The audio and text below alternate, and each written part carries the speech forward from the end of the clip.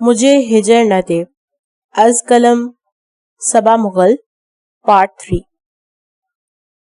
عاشر یہ ناممکن ہے۔ عاشر آج دن کو آیا تھا، رات کو بابا سائیں کے روبرو بیٹھا اپنا کیا فیصلہ ان کو سنا رہا تھا۔ پلیز بابا سائیں، اس قصے کو ختم کریں، آپ عمر کی قصاص لے چکے ہیں ہم مریم کی صورت میں، وہ خود ہماری سفاکیت کے بھینٹ چڑھنے کو تیار ہے، تو پھر اب ارسلان کو آزاد کروا دیں۔ عاشر نے ان کو یاد دلوایا جو کہ وہ کر چکے ہیں۔ تمہارا دماغ خراب ہے؟ بیٹھے بٹھائے تمہیں کیوں ان بہن بھائی سے ہمدردی کا بھوت چڑھا ہے؟ احد گیلانی حیران تھا، اتنے وقت بعد وہ دوبارہ اس ٹاپک پر بات کر رہا ہے، ورنہ ایک عرصہ ہوا وہ کبھی نہیں بولا تھا ان کے بارے میں۔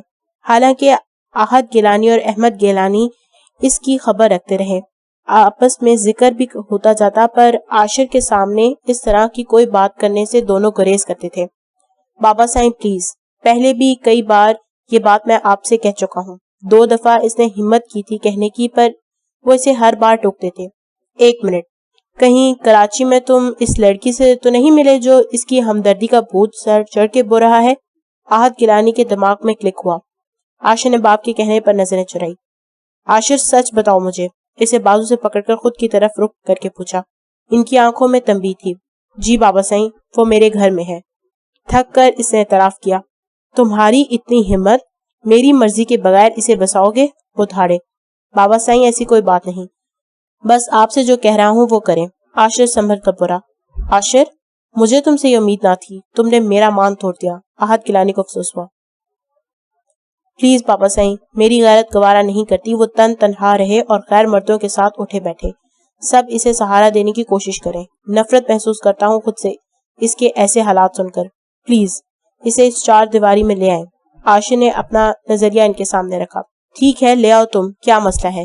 ارسلان قریشی جیل میں ہی سر مڑ کر مرے گا، بے دردی کی موت مرے گا، احد گیلانی نے صفاقی سے کہا۔ بابا سائیں وہ نہیں مانے گی، بہت ضدی ہے، خود کو نقصان پہنچائے گی اگر اس کی بات نہ مانی تو۔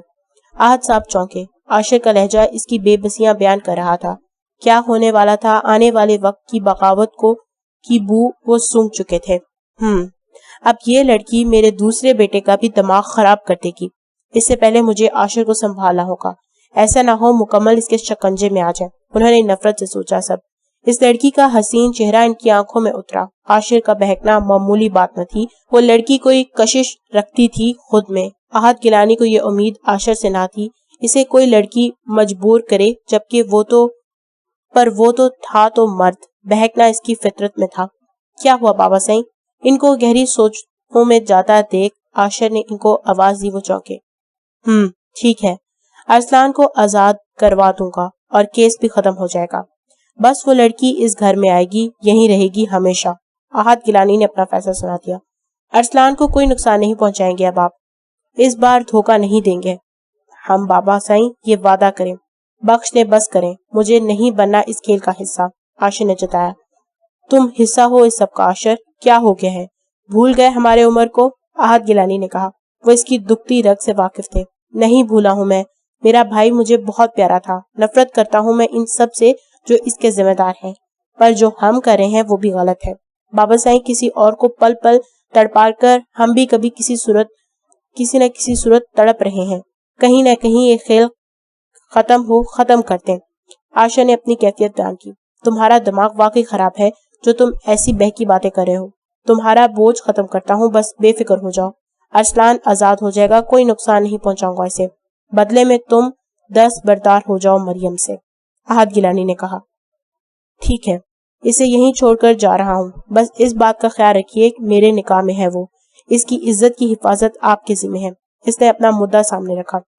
ٹھیک، کل مجھے وہ لڑکی یہاں چاہیے، اپنے بھائی سے ملے بغیر وہ سیدھا یہیں آئے گی۔ ایک اور ظالم فیصلہ انہوں نے سنایا۔ پر بابا سائیں، ایک آخری دفعہ اسے ملنے تو دیں اپنے بھائی سے، عاشر نے سمجھانا چاہا، پر وہ کچھ سننے کے موڈ میں نہیں تھے۔ بس عاشر، فیصلہ ہو چکا ہے، تم جا سکتے ہو اب۔ وہ ان کی سفاکی پر ان کو دیکھتا رہ گیا۔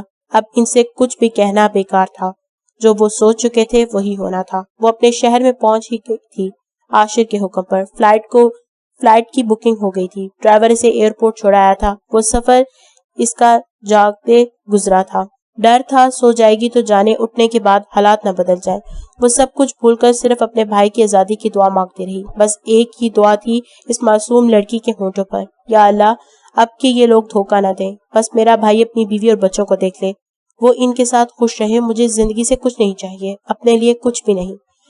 کیسی عجیب لڑکی تھی نہ، جو اپنا بالکل نہیں سوچ رہی تھی، اس کے لیے کیا حالات ہوں گے، اس کا کیا ہوگا، ہر بات سے بے فکر ہو کر وہ صرف اپنے بھائی کی آزادی کے خواب سجا رہی تھی۔ ایسی عظیم بہن پر بھائی قربان کیسے نہ ہو جو محبتوں کی امین ہے۔ سفر ختم ہوا، جیسے ایئرپورٹ سے باہر نکلی عاشر کھڑا تھا۔ سلام کیا مریم نے، جس کا جواب دے کر وہ اسے باہر لے آیا۔ نہ اس نے مریم کا حال پوچھا نہ مریم نے اس کا۔ عجیب خاموشی تھی دونوں کے بیچ۔ گاڑی میں وہ دونوں اکیلے تھے۔ عاشر ڈرائیو کر رہا تھا اور وہ اس کے ساتھ فرنٹ سیٹ پر بیٹھی تھی۔ آخر اس خاموشی کو عاشر نے توڑا اور کہا، تمہیں تمہارے گھر لے کے جا رہا ہوں، اپنی بھابھی کو بتاؤ اور اشر سے کہو وکیل لے کر آئے، ساری قانونی کارروائی اس کے روبرو ہوگی۔ وہ حیرت سے اس کی بات سن رہی تھی۔ تاکہ تم کو سمجھ آئے جو ہو رہا ہے سب آفیشل ہے، پکی قانونی کارروائی ہو رہی ہے۔ بابا سائیں کا حکم ہے، جیسے کاغذات کل جمع ہوں گے عدالت میں دونوں وکیلوں کی موجودگی میں، اور تمہارا وکیل ڈن کرے گا، سب اوکے ہے۔ تم اسی وقت بابا کے ساتھ گاڑی میں بیٹھو گی اور وہیں سے اپنے بھائی کی آزادی کا منظر دیکھو گی، اور جب یقین آ جائے یا تم کو تسلی ہو جائے کہ تمہارا بھائی آزاد ہے تو پھر گاڑی روانہ ہوگی ہمارے گھر۔ پر ایک بات یاد رکھنا، یہ بابا سائیں کا فیصلہ ہے، تم اپنے بھائی سے نہیں ملو گی، بس دور سے اپنی تسلی کر لینا۔ اگر یہ سب منظور ہے تو کل ہی تمہارا بھائی اپنی آزادی دیکھے گا۔ اب بتاؤ کیا کہتی ہو؟ عاشر نے تفصیل سے اس کو بات بتائی بغیر اس کے تاثر دیکھے۔ وہ اپنی بات کہہ رہا تھا، نظریں راستے پر مرکوز تھیں۔ عاشر، ایک دفعہ اپنے بھائی سے مل لوں، بس اتنی اجازت دلوا دو۔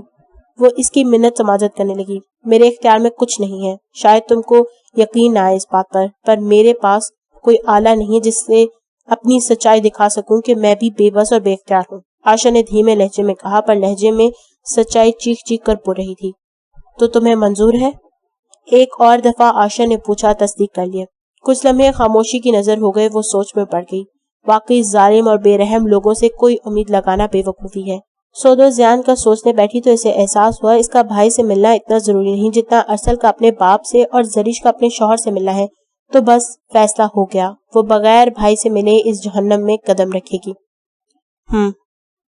مجھے منظور ہے، وہ ضبط کر کے بولی تھی۔ وہ اسے گھر کے سامنے اتار گیا۔ اس سے زیادہ وہ دونوں کے بیچ بات نہ ہوئی تھی۔ مریم کو دیکھ کر سب حیران ہوئے۔ اس بار ایک مہینے میں اس کا واپس ٹھٹکا گیا تھا زریش کو۔ سلام دعا حال احوال کے بعد زریش نے کہا، سب خیریت تو ہے مریم؟ اس بار اتنی جلدی آ گئی؟ دل میں مچلتے احساس کو زریش نے لفظوں میں بیان کیا۔ دل کو فکر تھی اس کی۔ اچھا تو ٹھیک ہے، چلی جاتی ہوں۔ مریم نے پھیکی ہنسی سے مذاق کیا۔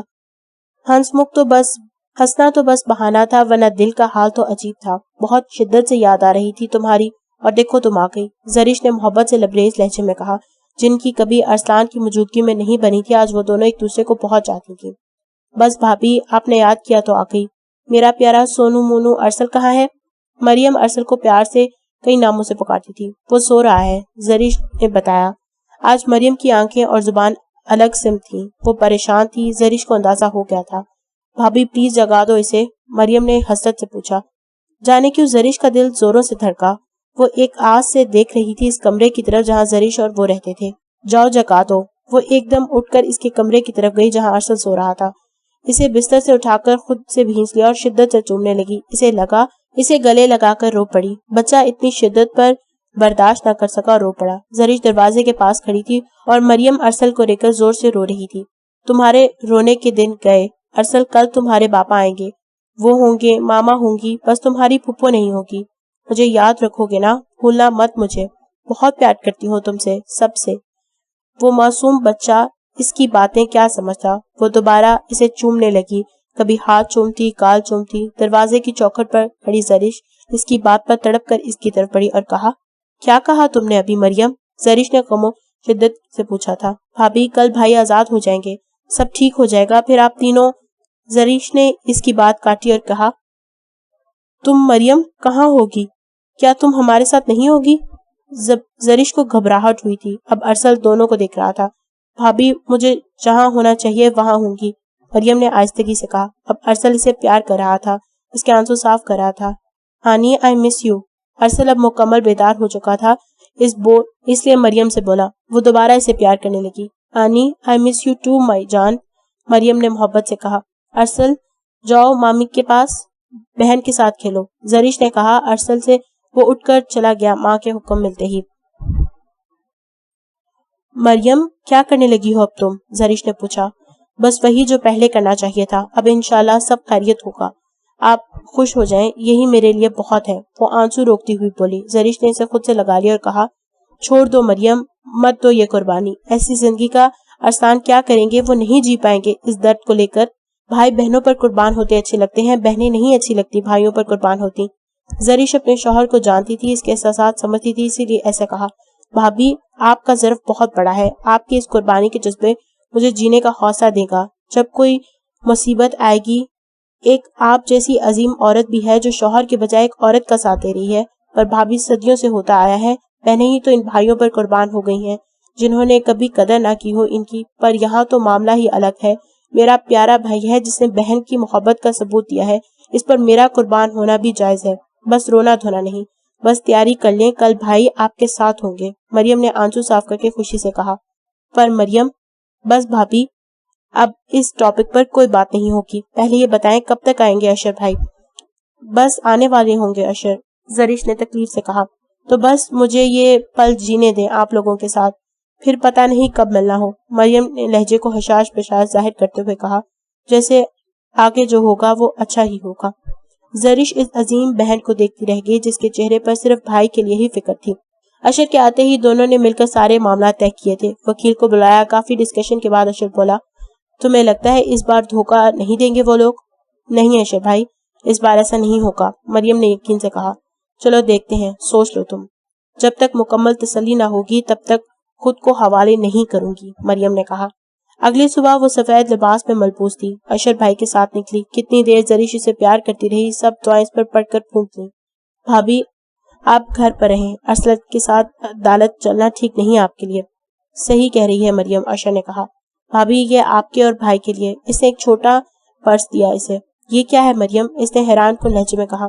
بس جو کر سکی اتنے وقت وہ سنبھال رکھا تھا وہ دے رہی ہوں آپ کو. مریم نے نارمل لہجے میں کہا. اس کی ماں کا زیور جو پیسے اس نے جمع کیے اور کچھ پیسے جو اس کے اکاؤنٹ میں تھے اس کا ATM دیا. یہ لے جاؤ مریم تمہارے کام آئے گا. زرش نے کہا. بھابی آپ نہیں جانتی لوگوں کو وہ ردی کر کے پھینک دیں گے میری محنت کی کمائی. میں یہ موبائل لے کے جا رہی ہوں. دیکھ لیجئے گا یہ بھی چھین لیں گے. جن کو اس سب کی قدر ہوگی ان کو دے رہی ہوں. پلیز میری محبت اور خلوص سمجھ کر کے رکھ لیں بھابی پلیز.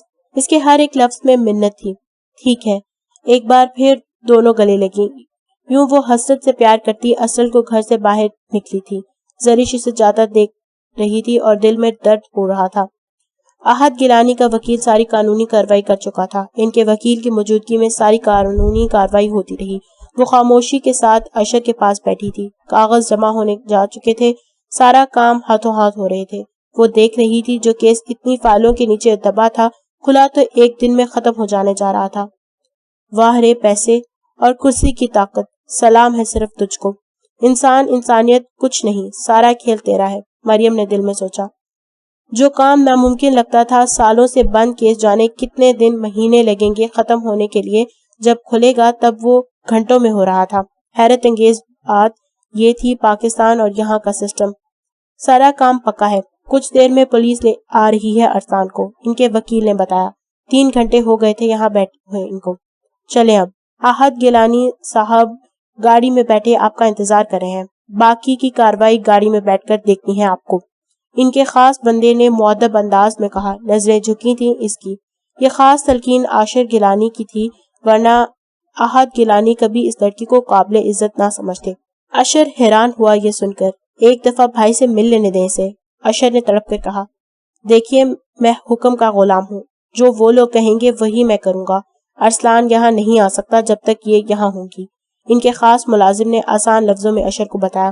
وہ اسے دیکھتا رہا. اشر بھائی سب سے پہلے ارسلان بھائی کو یہ خط دے دیجیے گا جیسے ہی میرا پوچھے. اللہ حافظ. مریم نے بھرے لہجے سے چند جملے کہے. دقت ہو رہی تھی بولنے میں. اللہ حافظ. سدا خوش رہو. تمہاری سب مشکلیں دور ہوں اور آسانیاں تمہارا مقدر بنے. آمین. اشر نے اس کے ہاتھ سے خط لے کر اس کے سر پر ہاتھ رکھ کر دعا دی۔ یوں وہ رخصت ہو گئی اور وہ اسے جاتا دیکھ رہے تھے۔ کچھ دیر بعد ارسلان آیا، حیران پریشان سا، جس کے سمجھ میں کچھ نہیں آ رہا تھا اتنی اچانک آزاد کیسے ہوا۔ اشر، میری بہن مریم کہاں ہے؟ بولو، جواب دو۔ وہ خالی نظروں سے ارسلان کو دیکھ رہا تھا۔ مٹھی میں دبا خط تھمایا اسے اور نظریں پھیر گیا۔ کچھ بولنے کی سکت نہ تھی۔ اشر مرد ہو کر رو پڑا اس کی بے بسی پر۔ وہ بے صبری سے خط کی تہ کھولنے لگا۔ پیارے بھائی، السلام علیکم۔ جب یہ خط آپ پڑھ رہے ہوں گے تب آپ آزاد ہوں گے۔ اس سے بڑی خوشی کی بات کیا ہوگی میرے لیے۔ میں خوش ہوں وہاں جہاں جا رہی ہوں۔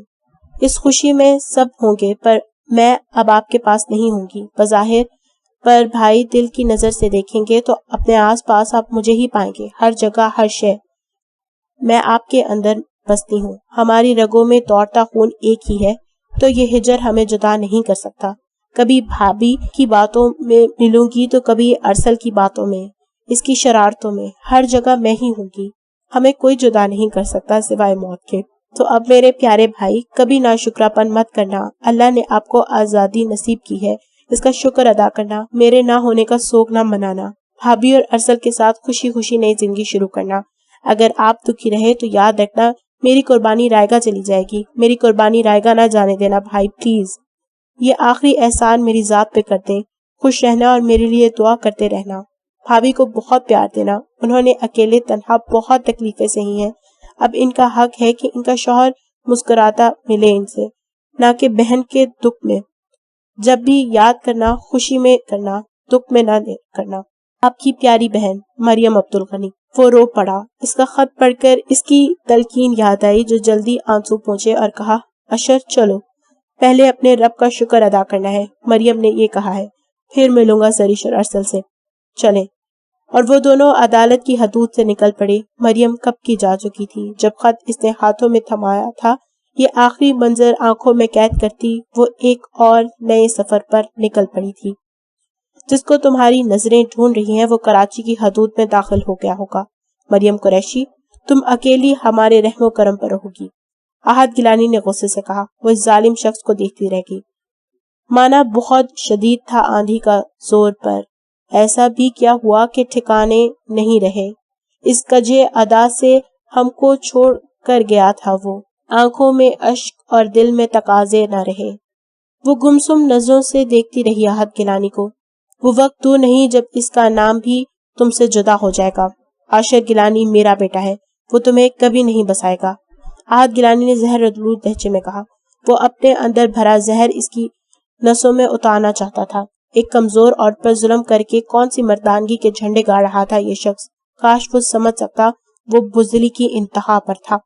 جو اذیت میں محسوس کر رہا ہوں اپنے بیٹے کے قاتل کو باہر دیکھ کر، اس اذیت سے تم کو نہ گزارا تو پھر میں عمر گیلانی کا باپ نہیں۔ میرے جگر کے ٹکڑے کرتے ہوئے رحم نہ آیا تمہارے بھائی کو، تم پر ظلم کرتے وقت مجھے بھی رحم نہ آئے گا۔ میں جسمانی اذیت سے زیادہ روح کے زخم دینے کا قائل ہوں۔ مریم تڑپ اٹھی تھی ان کے لفظوں سے۔ عاشر کا نام خود سے جدا، یہ سوچ تو اس کے دل و دماغ میں کبھی نہیں آئی تھی۔ اتنا سب ہونے کے بعد بھی، اور یہ کیا کہہ گیا یہ شخص، اس سے عاشر کا نام جدا کر دے گا۔ کتنا اذیت ناک تھا یہ لمحہ اس کے لیے، یہ سوچ اسے عجیب درد سے روشناس کرا چکی تھی۔ ابھی اس کے گھر میں قدم نہیں رکھا تھا، اس کے مالک سے جدا ہونے کی نوید بھی دے گیا اسے۔ اترو لڑکی، یہاں تمہارے استقبال کو کوئی نہیں آئے گا، احد گیلانی نے کہا۔ وہ ان کے پیچھے مردہ قدموں سے چل کر لاؤنج میں آ گئی۔ کچھ سمجھ نہیں آ رہا تھا آگے کیا ہوگا اس کے ساتھ۔ لاؤنج میں کئی لوگ بیٹھے تھے، 3 بچے بھی تھے۔ نوشابہ بیٹی، بچوں کو لے جاؤ اندر۔ عائشہ بیٹی، اس لڑکی کو اس کا مقام اور سب کو اس کی حیثیت اچھی طرح بتا دینا۔ ایک 30-35 عمر کی عورت جس کے چہرے کے تاثرات نارمل تھے وہ بچوں کو اوپر لے گئی، جبکہ دوسری جو شاید عائشہ تھی جس کا چہرہ جانا پہچانا لگا پر کہاں مریم کو یاد نہ آ سکا، وہ چیل کی طرح چھپٹی اس کی طرف۔ وہ اپنا بچاؤ کیا کرتی، وہ اسے مارنے لگی۔ میرے بھائی کو مارتے وقت کچھ نہیں سوچا تم لوگوں نے، آج بھی وہ زخم تازہ ہے۔ عائشہ اسے مارے جا رہی تھی اور اس پر اپنی بھڑاس نکال رہی تھی۔ گھر کے ملازم افسوس سے اس ظالم منظر کو دیکھ رہے تھے، حیران تھے اس لڑکی پر جو چپ چاپ مار کھائے جا رہی تھی۔ کوئی مریم سے پوچھتا تو بتاتی اس مار سے زیادہ درد اسے احد گیلانی نے دیا اپنے لفظوں سے۔ احمر کے لیے ناقابل برداشت تھا یہ منظر۔ وہ اسی وقت اٹھ کر چلا گیا جبکہ احد گیلانی لاؤنج میں نارمل تاثرات لیے بیٹھے تھے۔ بانو، عائشہ نے چیخ کر بلایا۔ وہ جلدی سے سامنے آئی کانپتی ہوئی۔ جی بی بی جی، لے جاؤ اسے اسٹور میں ڈال دو۔ عائشہ ہانپ رہی تھی اتنا مارنے کی وجہ سے۔ ملازمہ نے جلدی سے مریم کو سہارا دے کر گھر کے اسٹور کی طرف لے جانے لگی۔ باہر والے اسٹور میں پھینکو اس منحوس کو، جلدی واپس آؤ۔ عائشہ کی کرخت آواز آئی۔ جی بی بی جی، ملازمہ نے کہا۔ وہ اسے باہر کے اسٹور نما کمرے میں لے آئی۔ ملازمہ نے اسے میلی چارپائی پر بٹھا دیا اور پانی اس کی طرف بڑھایا، پر وہ تب تک بے ہوش ہو گئی تھی۔ جلدی سے دروازہ بند کر کے اس نے اپنے مالکن کو بتایا، پڑی رہنے دو، ہوش آ جائے گا خود ہی۔ غصے سے عائشہ نے کہا، دروازہ اچھی طرح لگا کر آئی ہو نا، چابی دو مجھے۔ عائشہ نے ایک اور حکم دیا۔ ملازمہ سر ہلاتی باہر کی طرف گئی۔ ایک نظر مریم کو دیکھ کر اپنے آنسو صاف کرتی واپس آ کر لاک لگا کر چابی ٹیبل پہ رکھ دی۔ شاباش بیٹی، مجھے خوشی ہے تم نے بہت اچھی خاطر توازی کی ہے اس لڑکی کی، آہت گلانی نے اپنی اکلوتی بیٹی سے کہا۔ بابا سائیں کوئی ڈھیٹ لڑکی ہے، کتنے آرام سے مار کھاتی رہی، ذرا مزاحمت نہیں کی اس نے۔ عائشہ نے اپنے دل کی بات کہی اپنے بابا سے۔ بہت ڈرامے باز لڑکی ہے، ذرا بھی رحم کرنے کی ضرورت نہیں۔ آج جتنے زخم دیے ہیں اس پر نمک چھڑکو تاکہ اچھی طرح درد کا احساس ہو، کل سے کام پر لگا دو۔ آہت گیلانی نے نفرت امیز لہجے میں کہا۔ جی بابا سائیں، جیسا آپ کا حکم، کل سے کام پر لگا دیں گے، عائشہ نے کہا۔ پھر سیاسی گفتگو میں مگن ہو گئے۔ زریش کتنے لمحے ارسلان کو محسوس کرتی رہی، وہ اس کے پاس اس کے ساتھ ہے۔ ارسل تو باپ کے کندھے پر رکھے سر سو گیا تھا۔ ارسل کو بیڈ پہ لٹا کر وہ سیدھا ہو کے بیٹھ گیا۔ وہ دور خلاؤں میں غیر مرئی نقطے پر نظریں جمائے ہوئے تھا۔ وہ سوچوں میں کہیں دور نکل گیا تھا۔ کھانا کھا لیں، زریش نے کہا۔ وہ زریش کی آواز پر چونکا۔ زریش، مریم کیسی ہوگی؟ اس کی بات کی نظر انداز کرتا ہوا وہ بولا تھا ارسلان۔ ارسلان، ہم اس کے لیے دعا ہی کر سکتے ہیں، میں نے اسے بہت منع کیا، زریش نے ضبط سے کہا۔ جانتا ہوں سب، زریش تم نے بہت اچھی بیوی ہونے کا ثبوت دیا ہے، تم نے میری بہن کو کوئی الزام نہ دے کر میرے اوپر احسان کیا ہے، ارسلان نے مشکور لہجے میں کہا۔ وہ جانتا تھا اگر زریش چاہتی تو ہر چیز کا الزام مریم پر لگا کر اسے ذہنی اذیت دے سکتی تھی، پر جس طرح وہ حوصلہ دیتی رہی مریم کو، وہ تعریف کے قابل تھا۔ جب تک میں تھا تو تم دونوں بھابھی نند کی لڑائی ہوتی رہتی تھی، میں ترس کر رہ گیا تم دونوں کو ایک ساتھ دیکھنے کو۔ میرے جیل جاتے ہی دونوں بھابھی نند بہن میں بن گئیں، جس پر مریم کو ہنسی آ جاتی تھی کیونکہ ارسلان کہے تو سچ رہا تھا۔ ارسلان ان لمحوں کو سوچ کر دکھی ہو گیا۔ زریش کی آواز اسے ہال میں واپس لائی۔ ارسلان، مریم میری بھی بہن ہے، صرف آپ کی نہیں، میں جانتی ہوں اس کی تکلیف بھولنا ممکن نہیں، اس نے بہت بڑی قربانی دی ہے جس کا بوجھ کبھی کم نہیں ہوگا، زریش نے درد سے بوجھل لہجے میں کہا۔ وہ کہتی ہے ہم خوش رہیں، کوئی اسے بتائے ہماری خوشیاں تو اس کی خوشی میں بستی ہے، وہ جس جہنم میں گئی ہے اس کے بعد ہم یہاں مطمئن اور خوش کیسے رہ سکتے ہیں زریش؟ ارسلان اس کی گود میں سر رکھ کر رو پڑی۔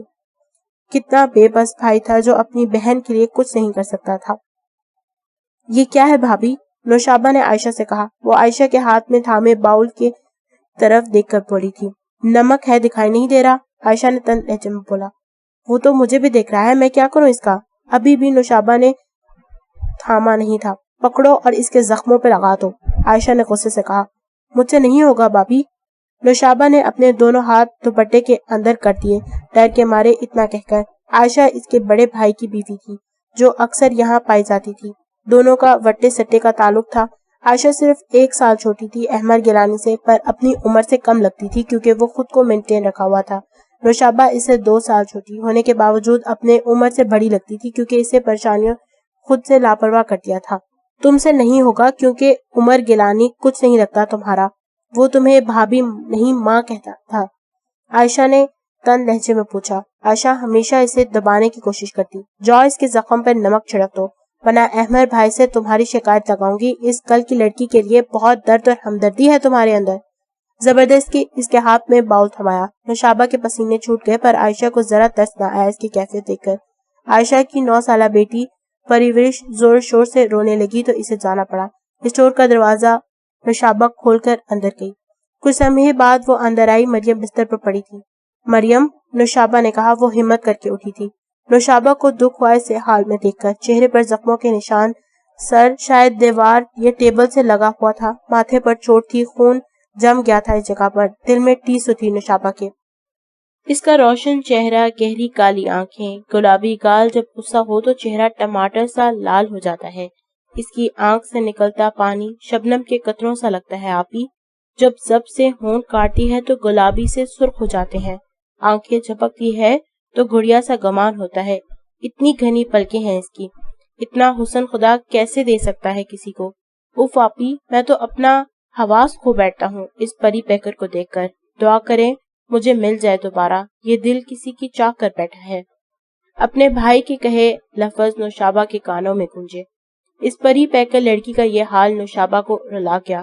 اس نے باؤل زمین پہ رکھا، اپنے آنچل سے مرہم نکال کر لگانے لگی۔ آپ کون ہیں؟ مریم نے سسکتے ہوئے پوچھا۔ عاشر کی بھابھی، نوشابہ نے بھرائی ہوئی آواز میں کہا۔ معاف کر دو، بہت تکلیف ملی ہے تمہیں اس گھر سے، یہاں کے لوگوں سے، نوشابہ نے اس کے ہاتھوں کو نرمی سے تھامتے ہوئے کہا۔ ان زخموں کی اتنی تکلیف نہیں دی جتنا درد مجھے یہ سوچ کر ہوا کہ عاشر کا نام مجھ سے الگ کر دیں گے۔ پلیز عاشر سے اتنا کہیں مجھے یہ سزا نہ دیں۔ آپ کہیں گی نا پلیز؟ مریم نے التجا کی۔ اگر عاشر نے مجھ سے بات کی تو ضرور کہوں گی، تم فکر نہ کرو۔ نوشابہ نے ایک جھوٹی تسلی دی۔ وہ کیا بتاتی، اسے عاشر کم ہی گھر والوں سے بات کرتا ہے۔ یہ دوائی کھا لینا، درد کم ہو جائے گا۔ کسی کو بتانا مت، یہ میں نے دیا ہے، چھپا کر کھانا۔ نوشابہ نے سمجھایا۔ کچھ نمک ادھر ادھر پھینکنے لگی۔ مریم نوشابہ کے بغیر کہیں سمجھ گئی وہ نمک اس کے زخم کے لیے دیا گیا تھا۔ جب موقع ملا آتی رہوں گی، نوشابہ نے کہا۔ وہ اٹھنے لگی، اسی وقت مریم نے کہا، مجھے مارنے والی عائشہ ربانی ہے نا، عورتوں کے حقوق پہ بات کرنے والی، بڑے بڑے پلیٹ فارمز پر؟ مریم نے یاد آنے پر پوچھا۔ ہاں بالکل صحیح پہچانا تم نے۔ حیران مت ہونا، جو سوشل میڈیا پر دکھائی دے وہ دکھاوا ہے، اس کا اصل دیکھو یہ ہے۔ اس نے باؤل کی طرف اشارہ کیا۔ مریم سمجھ گئی اس کے زخموں پر نمک چھڑکنے کا بھی عائشہ ربانی نے حکم دیا تھا۔ مریم نے تو اس کی کچھ تقریریں سن رکھی تھیں، پر اسے نہیں پتا تھا وہ احد گیلانی کی بیٹی ہے، کیونکہ سیاست میں قدم اس نے شادی کے بعد رکھا تھا، اس لیے وہ خود کو عائشہ ربانی کہلواتی تھی۔ آج شدید افسوس ہوا مریم کو، عائشہ ربانی کتنی دوگلی عورت ہے۔ ہمارے کتنے سیاستدان ایسے ہی دوہری شخصیت رکھتے ہیں۔ نوشابہ وہاں سے جلدی چلی گئی تھی۔ اگلے دن ملازم نے آ کر کہا، باہر آپ کو بلایا ہے۔ مریم ملازمہ کے ساتھ باہر آ گئی۔ عائشہ ربانی کو سامنے صوفے پر دیکھ کر وہ گھبرا گئی اور اس کے چہرے پر ڈر دیکھ کر وہ طنزیہ ہنسی۔ یہاں صرف آرام کرنے کے لیے لائی نہیں تمہیں، آؤ تمہیں تمہاری ذمہ داریاں بتاتی ہوں۔ اس کے لہجے میں غرور تھا، ایسا لگتا تھا جیسے یہاں کی مالکن وہی ہو۔ وہ اس کے پیچھے چلنے لگی۔ ایک کمرے کے پاس وہ ٹھہری تو مریم نے بھی اپنے قدم روکے۔ کمرے کا دروازہ کھول کر وہ اندر آ گئی۔ بیڈ پر پڑے وجود کو دیکھ کر مریم کو افسوس ہوا۔ بوڑھی بیمار عورت تھی وہ۔ یہ ہماری اماں ہے، آج سے ان کا ہر کام تم کرو گی۔ اگر ذرا سی بھی لاپرواہی کی مجھ سے برا کوئی نہیں ہوگا، پرہیزی کھانا ہو یا کپڑے بدلنے کا، مطلب ہر کام۔ عائشہ ربانی نے اسے کام کا بتایا۔ جی ٹھیک ہے، مریم نے جھکی نظر سے کہا۔ دل کو سکون ملا، کم سے کم وقت فارغ ہوگی، سارا وقت ان کے کاموں میں ہی گزر جائے گا۔ اسی وقت ملازمہ سکینہ کھانا لے کر آئی۔ سکینہ کھانا رکھو، یہ خود کھلائے گی، اور اماں کا ہر کام اسے بتاؤ، نظر رکھنا اس پر، ذرا لاپرواہی دیکھو تو مجھے بتانا، دیکھنا کیا حشر کرتی ہوں اس کا۔ ایک بات، رات کو تم اسٹور میں ہی سو گی، سمجھی؟ سکینہ اماں کے پاس رات کو تم ہوگی۔ عائشہ ربانی کے آخری حکم پر مریم کو تکلیف ہوئی، کیونکہ اس اسٹور میں سونا تکلیف دہ تھا، کیونکہ وہاں رات کے چوکیدار چلتے رہتے، ایک ہی کھڑکی تھی جو بند کرتی تو گرمی سے مرنے لگتی، اگر کھلی رکھے تو غیر مردوں کی نظر میں آ جائے۔ عجیب مصیبت تھی، رات بھر سکون سے بھی سو نہ پاتی تھی۔ اسے لگا رات کو یہیں سو جائے گی۔ اب عائشہ ربانی کے حکم پر اسے افسوس ہوا تھا۔ 2 دن میں وہ ان کا کام دوائی کی اوقات سمجھ چکی تھی۔ اب وہ ان کو ایکسرسائز کرواتی، ان کو اٹھنے بیٹھنے میں مدد کرتی، وہ پورے دل سے ان کے کام کرتی۔ اماں جی کے پاس کسی وقت احمد گیلانی آتا تو وہ کمرے سے نکل جاتی۔ نوشابہ کو دونوں بچوں سے فرصت نہ تھی، بلکہ پری بھی وہی سنبھال رہی تھی۔ کچھ دیر کے لیے نوشابہ آ کر ان کے پاس بیٹھی تھی۔ ان 2 دنوں میں عائشہ ربانی اور احد گیلانی سے اس کا سامنا نہ ہوا تھا، نہ وہ اس عورت سے ملنے آئے تھے۔ احمد گیلانی کو کمرے میں آتا دیکھ کر وہ جانے لگی۔ اسی وقت کچھ یاد آنے پر بولی، کیا میں اماں جی کو لان میں تازہ ہوا کھانے لے جا سکتی ہوں، ویل چیئر پر؟ مریم نے جھکی نظروں سے پوچھا۔ لے جا سکتی ہو۔ احمد گیلانی نے اجازت دے دی۔ وہ کمرے سے باہر نکل گئی۔ جانے کیوں اسے ڈر لگتا کہیں یہ لڑکی اس کی اماں کو کوئی نقصان نہ پہنچا دے، پر اس 1 ہفتے میں وہ دل و جان سے ان کی خدمت کر رہی تھی۔ وہ حیران تھا کتنا ظلم وہ کر چکے تھے اس پر، پر وہ پرسکون تھی، جبکہ وہ خود بے چینی اور پریشانی کا شکار تھے۔ وہ اپنی ماں سے غافل نہیں تھا، باقی بچوں کی طرح وہ روز ان کی خبر لینے آتا اور آدھا گھنٹہ بیٹھ کر جاتا۔ اگلے دن صبح سویرے والی دھوپ میں بٹھا کر ان کی ٹانگوں پر مالش کر رہی تھی، جب سب گارڈز دوسری طرف منہ کر کے کھڑے تھے۔ مریم کے ساتھ سکینہ بھی تھی۔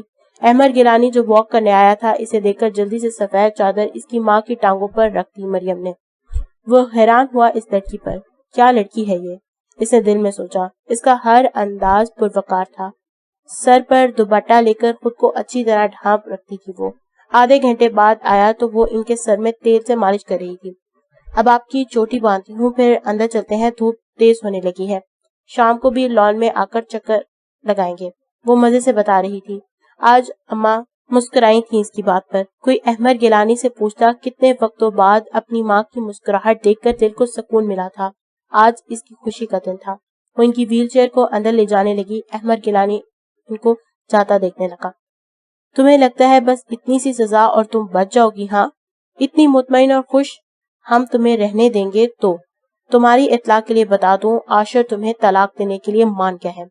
10 دن بھی وہ سکون کے رہ نہیں پائی تھی کہ عائشہ ربانی اس کے اسٹور نما کمرے میں آ کر دھاڑ کر بولی تھی۔ وہ غصے میں تھی، پر کیوں؟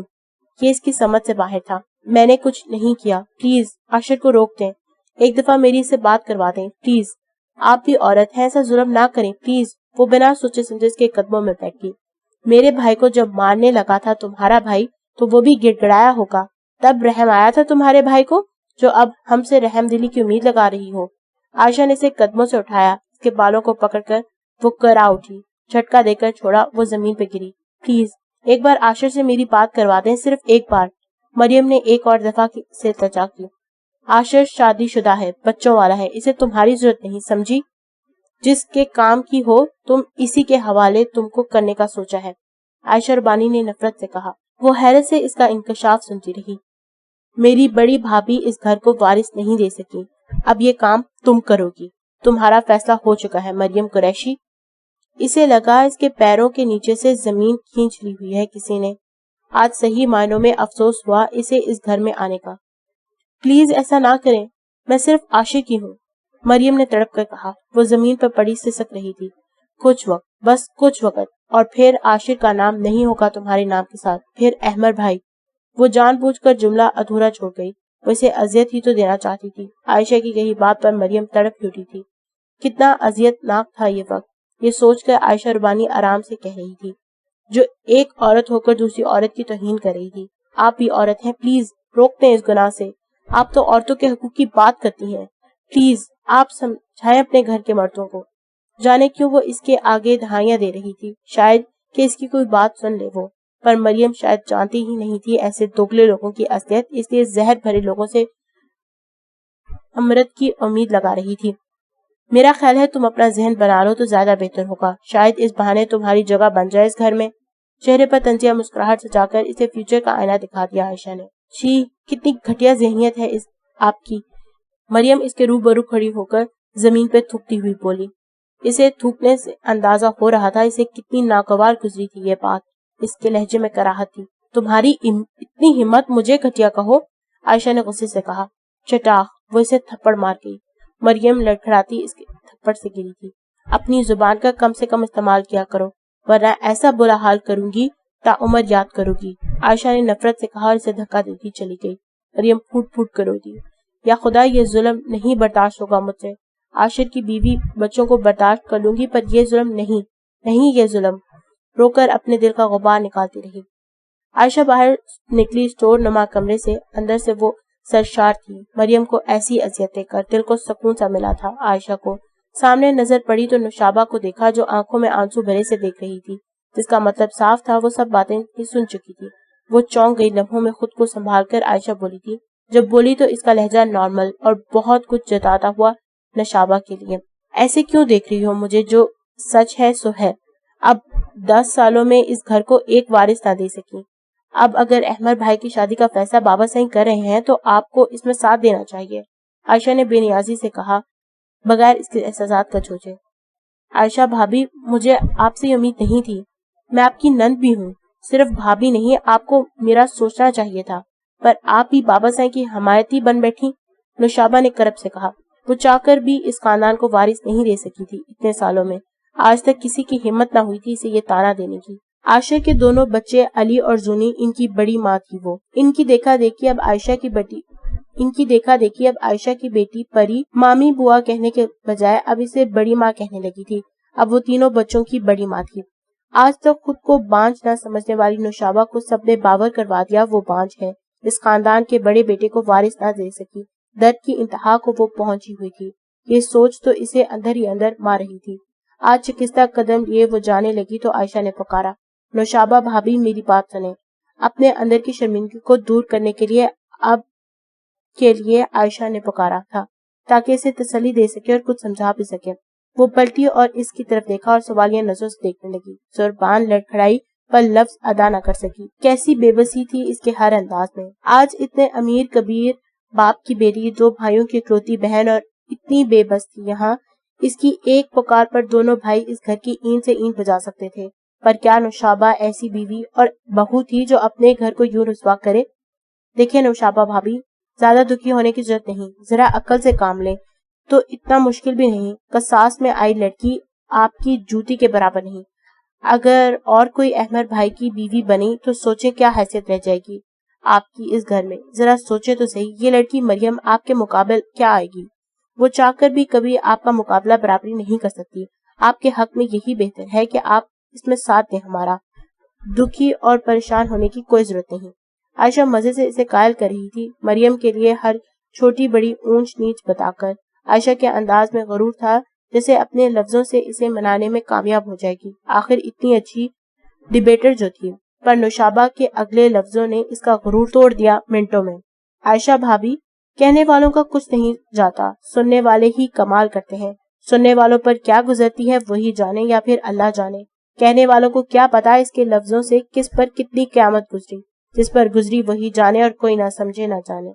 نوشابہ اتنا کہہ کر مڑی، خالی نظریں، بے نور آنکھیں تھیں اس کی۔ عائشہ اسے دیکھتی رہ گئی، دل کو کچھ عجیب ہی لگا۔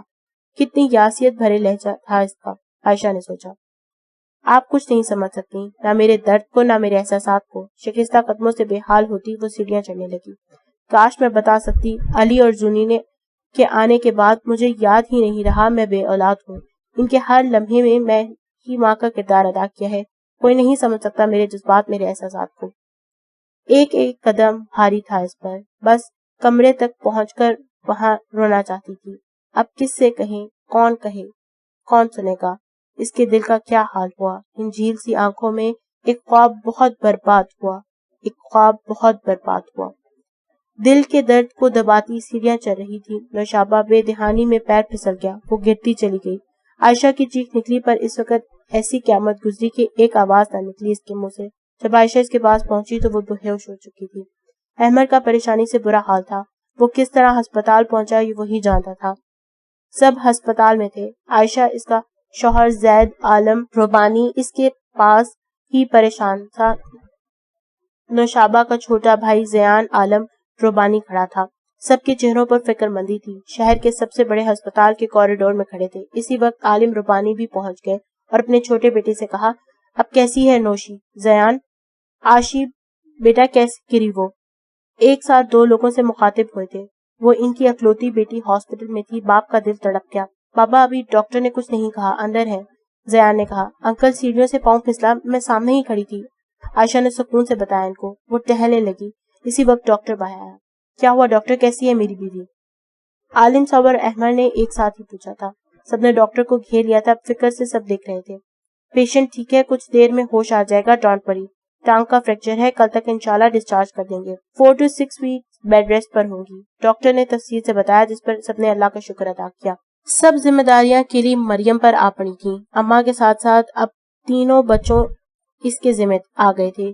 یوں پہلی دفعہ اس کی ملاقات ہوئی تھی عاشق کے 2 بچوں سے۔ علی اور زونی جڑواں بچے تھے۔ سماہرہ جو بچوں کی ذمہ داری سے بھاگتی تھی، خدا نے ایک ساتھ دوہری ذمہ داری سے اسے نوازا تھا، پر دونوں بچوں نے نوشابہ کی ممتا کی چھاؤں میں ہی پرورش پائی تھی۔ دونوں بچوں کو مشکل سے سنبھالا، کیونکہ وہ دونوں نوشابہ کو شدید مس کر رہے تھے۔ سارا وقت روتے رہتے جب تک نوشابہ ہاسپٹل تھی۔ سکینہ نے ہی اسے بتایا تھا کہ نوشابہ کی خود کی کوئی اولاد نہیں، یہ دونوں عاشق کے بچے ہیں۔ بہرحال اسے افسوس ہوا تھا یہ جان کر، دن تو مصروفیت کی نظر ہو جاتا پر رات دکھ میں گزرنے لگی تھی جب سے عائشہ نے اسے اگلا ان کا منصوبہ بتایا تھا۔ کیا اشر واقعی مجھے چھوڑ دیں گے؟ مریم نے خود سے سوال کیا۔ نہیں، میرا دل نہیں مانتا، وہ ایسا نہیں کر سکتے۔ وہ خود سے سوال جواب کر رہی تھی۔ وہ بے چین اور پریشان تھی، پر عائشہ ربانی ایسی ہی اتنی بڑی بات نہیں کہہ سکتی جب تک اسے یقین نہ ہو۔ ایک اور بات ذہن میں آئی تھی، مطلب عاشر مان گیا ہوگا اپنے باپ کے کہنے پر، تبھی اگلا ٹارگٹ وہ سوچ چکے ہیں۔ اندر سے جواب آیا تھا اس کی بات کا۔ وہ تڑپ اٹھی۔ نہیں نہیں، ان کے کھیل کا حصہ نہیں بنوں گی میں، اس نے خود سے کہا اور نفی سوچنے لگی۔ 2 ہفتے سے زیادہ ہو گئے تھے عاشر نے کوئی رابطہ نہیں کیا تھا۔ اس کا مطلب صاف ہے وہ بدل گیا ہے، وہ بھی ان سب جیسا مکار ہے۔ اس کی رگوں میں عمر گیلانی جیسا ہی خون ہے، وہ بدل نہیں سکتا۔ اندر کی آواز پہ رونا آ رہا تھا۔ اسے کیوں امید لگائے بیٹھی تھی؟ وہ تو ہر جائی ہے۔ نفرت کرتی ہوں میں ان سب سے اور ہمیشہ کرتی رہوں گی، خود سے کہا مریم نے۔ آنکھوں میں نفرت اور جنون تھا۔ پر میری ذات کوئی کھلونا نہیں، میں کسی کو خود سے کھیلنے کی اجازت نہیں دے سکتی۔ اب مجھے خود کچھ کرنا ہوگا، چاہے کچھ بھی ہو جائے، میں کوشش نہیں چھوڑوں گی۔ وہ خود سے عہد کر چکی تھی، خود سے ہی بولے جا رہی تھی۔ ساری رات وہم اور وسوسوں میں گزرتی۔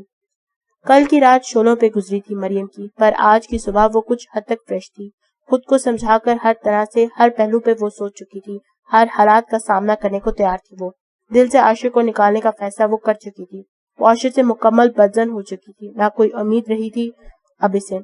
اماں جی کا کام وہ کر رہی تھی، ان کے کپڑے بدل کر اب ان کو ناشتہ کروا رہی تھی۔ تم نے کھانا کھایا؟ ٹوٹے پھوٹے لفظوں میں پوچھا انہوں نے۔ وہ عورت اسے دیکھ رہی تھی بغور۔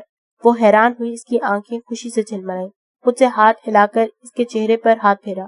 ان کا ایک ہونٹ ڈھیلا ہو کر ایک طرف لٹ رہا تھا، آج کچھ اوپر اٹھا ہوا تھا۔ یہ اس کے روز کی مساج کا اثر تھا۔ اسے نفی میں سر ہلایا۔ کھانا کھاؤ، انہوں نے ہمت کر کے بغور پھوٹے ادھورے الفاظ میں کہا۔ ہاں کھا لوں گی، آپ بس جلدی سے ٹھیک ہو جائیں اماں جان، مریم نے محبت سے لبریز لہجے میں کہا۔ آپ صحیح سے بولنے لگیں، اس سے بڑی میرے لیے کوئی خوشی کی بات نہیں، مریم نے دل سے کہا۔ اس کی بات پر انہوں نے سر اس بات میں ہلایا۔ جانے کون سا درد جاگا اس کے اندر، وہ ان کی گود میں سر رکھے پھوٹ پھوٹ کر رونے لگی۔ وہ بھی بے آواز رو پڑی۔ میں نے ماں نہیں دیکھی، نہ باپ دیکھا، چھوٹی تھی وہ گزر گئے۔ ایک ہی بھائی ہے جس نے ماں اور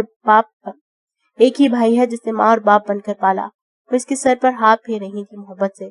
احمد جو اپنی ماں کو اللہ حافظ کہنے آیا تھا، یہ منظر دیکھ کر ساکت ہو گیا۔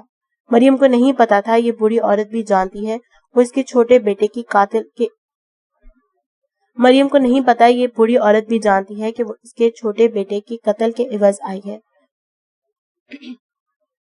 پھر بھی یہ عورت اس کی ماں اس لڑکی سے اتنا پیار کرنے لگی کیوں، کب اور کیسے؟ کیا واقعی مریم ایسی لڑکی ہے جو چاہے جاننے کے قابل ہے؟ کیا مریم واقعی ایسی لڑکی ہے جو چاہے جانے کے قابل ہے؟ خود سے پوچھا تھا احمد گیلانی نے۔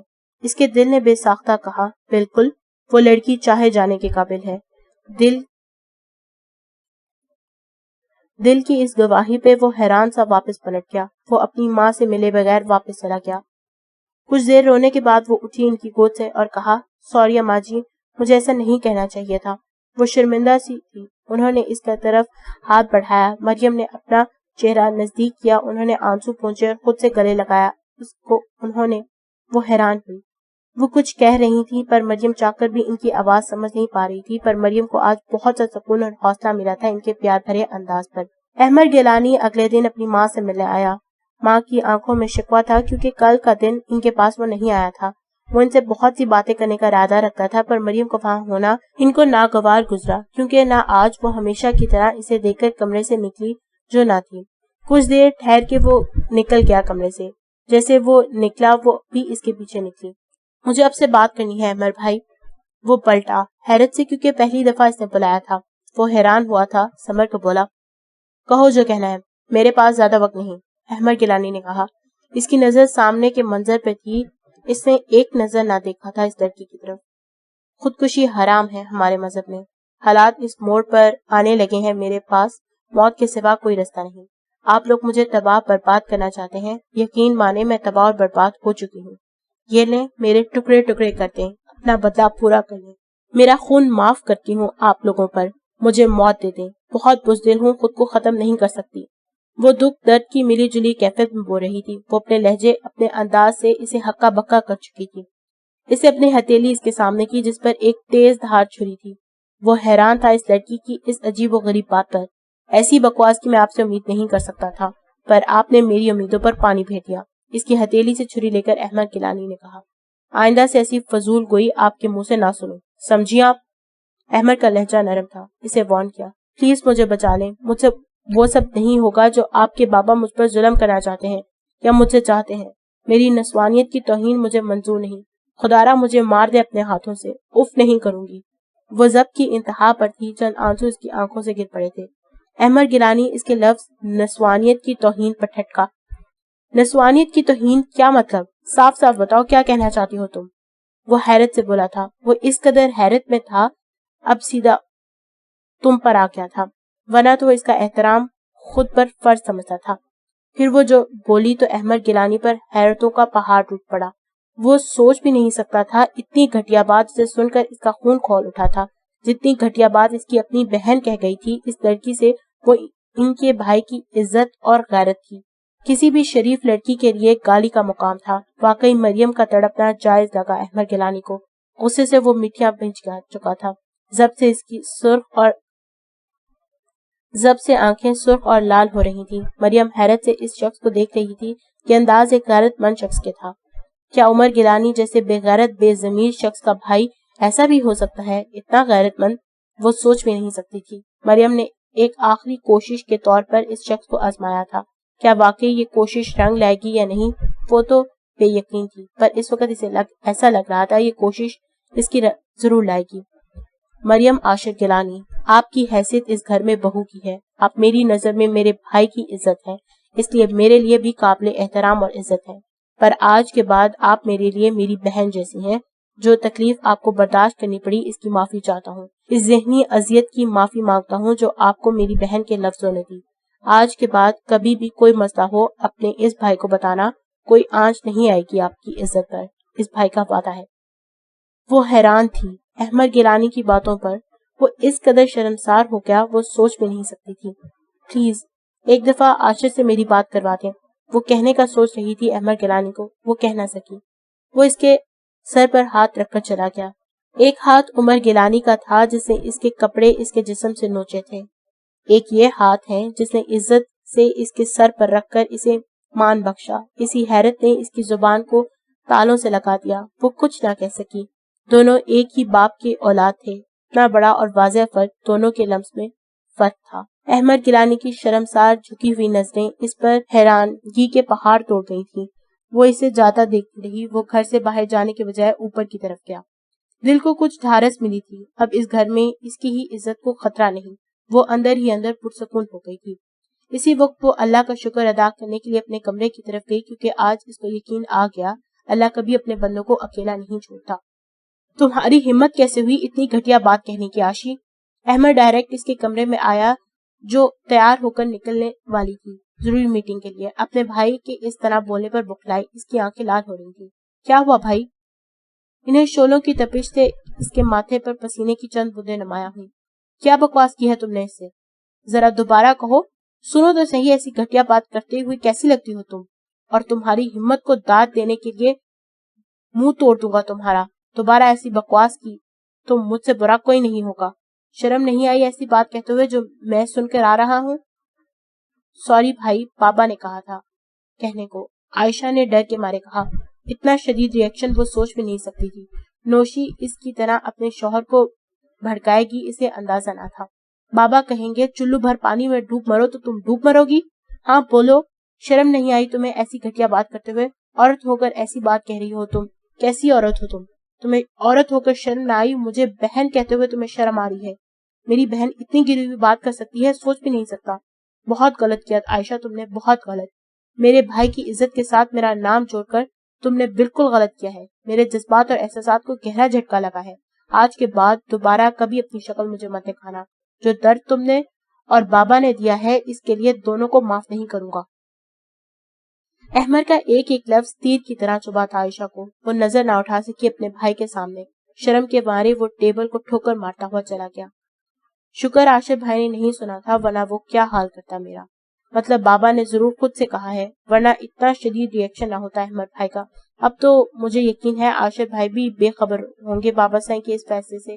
عائشہ نے دل میں ہی سوچا، تم سے ضرور بدلا لوں گی نوشابہ بھابی، جس طرح تم نے میرے بھائی کی نظروں میں گرایا ہے، ایک دن میں تمہیں تمہارے شوہر اور بھائی دونوں کی نظروں میں گراؤں گی، پھر تمہیں احساس ہوگا میرا۔ عائشہ ربانی کچھ نہیں بولتی۔ عائشہ نے خود سے وعدہ کیا۔ اسے پتا نہیں تھا مریم نے یہ سب احمد سے کہا، کیونکہ اتنا اسے یقین تھا کہ اس کا بھائی کسی کل کی لڑکی کے لیے اسے ذلیل نہیں کر سکتا، اور مریم میں اتنی ہمت کہاں جو احمد سے بات کر سکے۔ یہ کام نوشابہ سے بہتر کوئی نہیں کر سکتا۔ اس طرح اللہ نے عائشہ کے ظلم سے بچا لیا تھا مریم کو، ورنہ احمد کے لفظوں کے بعد کیا حشر کرتی مریم کا۔ فی الحال نوشابہ اس کے قہر سے بچی ہوئی تھی، کیونکہ فریکچر نے اس کی بچت کر دی تھی۔ احمد اتنا بھڑکنے کی کوئی ضرورت نہیں، احد گیلانی نے سکون سے کہا۔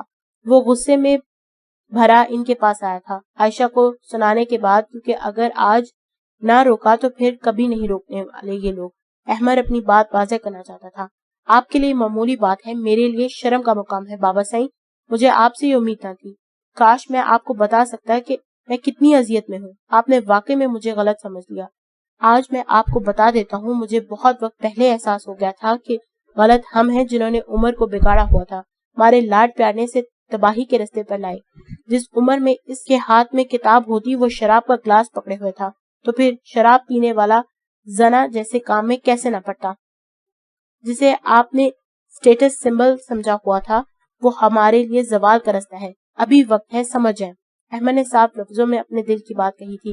کچھ بھی تھا وہ اس کا باپ تھا، وہ احترام کا دائرہ نہیں چھوڑ سکتا تھا۔ احد گیلانی حیران تھے اس کی بات پر۔ بس کرو احمد، کیا بولے جا رہے ہو؟ ایک بات صاف صاف بتا دوں، جیسا تم سمجھ رہے ہو ویسا کچھ بھی نہیں ہے۔ میں اس کمزاد کو ذہنی تکلیف دینے کے لیے کہا، ورنہ میرے ذہن میں ایسا کوئی خیال نہیں، سمجھے تم؟ اتنا جذباتی ہونے کی ضرورت نہیں۔ عاشر کی بیوی ہے، اسی کی رہے گی، تم بے فکر ہو جاؤ۔ میرا مقصد صرف اسے ٹارچر کرنا تھا اور کچھ نہیں۔ بہرحال بابا سائیں، مجھے نفرت ہے ایسے کسی عمل سے، جسے کم ذات کہہ رہے ہیں، وہ اس گھر کی عزت ہے۔ یقیناً عاشر کے علم میں آیا تو اسے بھی تکلیف ہوگی۔ آپ کو ایسی بات نہیں کرنی چاہیے تھی۔ احمد گیلانی باپ کی بات پر بولا، عاشر کو کوئی نہیں بتانے والا، تم ٹینشن نہ لو۔ اس لڑکی کی فکر میں تمہیں دبلا ہونے کی کوئی ضرورت نہیں۔ آئندہ عمر کے لیے ایسی کوئی بات نہ سنو تمہارے منہ سے، وہ مرو مٹی تلے سویا ہوا ہے۔ میرے بیٹے کے لیے ایسی بات تمہارے منہ سے دوبارہ سنی تو بھول جاؤں گا کہ تم بھی میرے بیٹے ہو۔ غلط وہ لوگ ہیں جنہوں نے اسے قتل کیا، اس کو کوئی معافی نہیں سمجھے تم؟ وہ تم لوگوں کا بھائی تھا، اسی لیے اس کا قتل تم بھول سکتے ہو، اس کے قتل کرنے والوں کو معاف کر سکتے ہو، مگر میں ایسا نہیں کروں گا، سمجھے؟ میرا بیٹا ہے، میرے جگر کا ٹکڑا ہے، اس پر ہاتھ ڈالا ہے ان لوگوں نے، میں کبھی نہیں بول سکتا اور نہ ہی کبھی کسی کو معاف کروں گا۔ احد گیلانی نے غصے سے کہا۔ پر بابا سائیں، تم جا سکتے ہو احمد۔ کاش بابا سائیں، جو مجھے سمجھ آ گیا وہ آپ کو بھی سمجھ آ جائے، ایسا نہ ہو ایک اور خسارہ ہمارے حصے میں آ جائے۔ اوف بابا سائیں، جب آپ کو ایسا کچھ کرنا ہی تھا تو مجھے سے کیوں کہلوایا؟ عائشہ رات کے کھانے کے بعد بابا سائیں کے روم میں بیٹھی کہہ رہی تھی، اب میں جا کر ایسی بات کسی بھی لڑکی سے نہیں کہوں گی، کوئی عورت ہی جا کر کہہ سکتی ہے، بس ذہنی ٹارچر کرنا مقصد تھا اس لڑکی کو اور کچھ نہیں۔ احد گیلانی نے سگار سلگاتے ہوئے کہا۔ پر بابا سائیں، فضول میں صدمے سے نوشابہ بھابی کی ٹانگ ٹوٹ گئی۔ عائشہ نے ان کو بتایا کس طرح اس کی اور مریم کی بات سن لی تھی بھابی نے، اور پھر کیا ہوا۔ کچھ نہیں ہوتا، اچھا ہوا جو سن لیا اس نے، اس کا ذہن بن جائے گا احمد کی شادی کے لیے۔ احد گیلانی نے ایک اور سگار کا کش لیتے ہوا، تو کیا واقعی آپ احمد بھائی کی دوسری شادی کا سوچ رہے ہیں؟ ہاں تو اور کیا، ساری عمر میرا بیٹا ایسی بانج لڑکی کے ساتھ گزارے گا کیا؟ اگر بابا سائیں ایسا کرنا ہی تھا تو اس وقت عشر کی جگہ احمد بھائی کا نکاح کرنا تھا نا اس لڑکی سے۔ ویسے بھی اس وقت میرے دونوں بھائی شادی شدہ تھے اور عاشر کی بیوی تو امید سے بھی تھی، اسی لیے امریکہ میں تھی۔ مجھے یہ بات سمجھ نہیں آئی آج تک، پھر آپ نے ایسا کیوں نہیں کیا اس وقت؟ عائشہ نے دل میں مچلتا سوال پوچھا۔ ابھی تمہیں اتنا پتا نہیں سیاست کا، سیاست میں دور تک کا سوچنا پڑتا ہے، ہر پہلو پر غور فکر کرنی پڑتی ہے۔ احد گیلانی فخر سے کہا۔ پھر بھی میں سمجھی نہیں بابا سائیں۔ عائشہ کو ان کی مبہم لہجے میں کہیں بات سمجھ نہیں آئی، اسے دوبارہ پوچھا۔ دیکھو، اگر اس لڑکی کے ساتھ جو کرنے کا میں سوچ چکا تھا، اگر اس دوران وہ میرے کسی دشمن کے ساتھ مل جاتی تو سوچو کیا ہوتا۔ عاشر بزنس مین اس کی ساکھ کو کوئی فرق نہیں پڑنا تھا، جبکہ احمد کا پورا سیاسی کریئر تباہ ہو جاتا ذرا سی لاپرواہی اور غلطی سے۔ اس لیے سوچ سمجھ کر یہ نکاح میں نے عاشر کے ساتھ کروایا۔ ان کے لہجے میں فخر تھا، کتنے بڑے پلیئر تھے وہ۔ بابا سائیں مان گئی آپ کی دور اندیشی کو، کمال کی سوچ ہے آپ کی۔ عائشہ نے تعریف کی ان کی۔ اب کیا کرنا ہے؟ احمد بھائی اتنا شدید غصہ ہو کر گئے ہیں۔ عائشہ کو ایک اور فکر ستائی۔ کچھ نہیں ہوتا، کل تک سنبھل جائے گا، احد گیلانی نے بے فکری سے کہا۔ میں خود ڈر گئی تھی ان کا ری ایکشن دے کر، اسی لیے آپ کے پاس بھیجا۔ احمد ان لوگوں کی گفتگو سننے کے بعد جیسے آیا تھا ویسے ہی واپس چلا گیا تھا۔ وہ جو اپنے باپ سے کسی سیاسی معاملے پر گفتگو کرنے آیا تھا، ان کے خیالات جان کر افسوس ہوا، پر سب سے زیادہ دکھ نوشابہ کے لیے تھا۔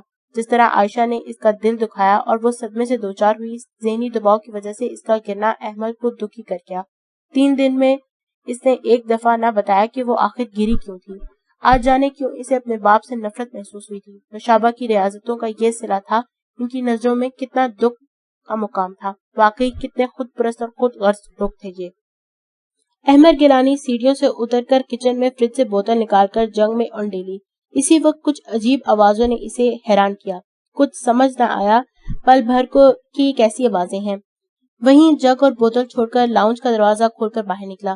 3 ملازم اسٹور کے پاس کھڑے تھے اور وہاں سے مریم کی بلند آواز آیت الکرسی پڑھنے پر سارا معاملہ اس کی سمجھ پر آ گیا تھا۔ وہ گندے لفظ جو سوچ نہیں سکتا تھا وہ بولے جا رہے تھے اس گھر کی عزت کو۔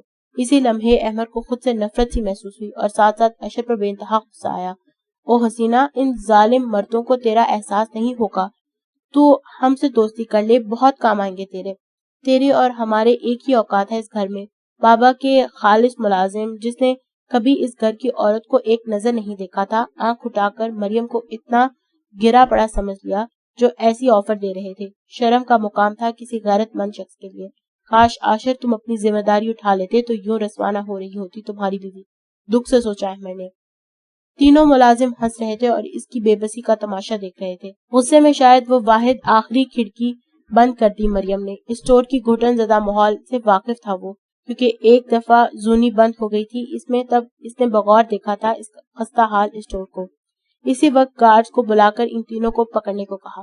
احمد سائیں وہ تینوں بوکھلا اس کے آرڈر پر، جبکہ احمد کا غصے سے برا حال تھا، وہ مٹھیاں بھن چکا تھا۔ نیم اندھیرے میں ملازم اس کے غصے کی انتہا دیکھ رہے تھے، وہ تھر تھر کانپنے لگے تھے۔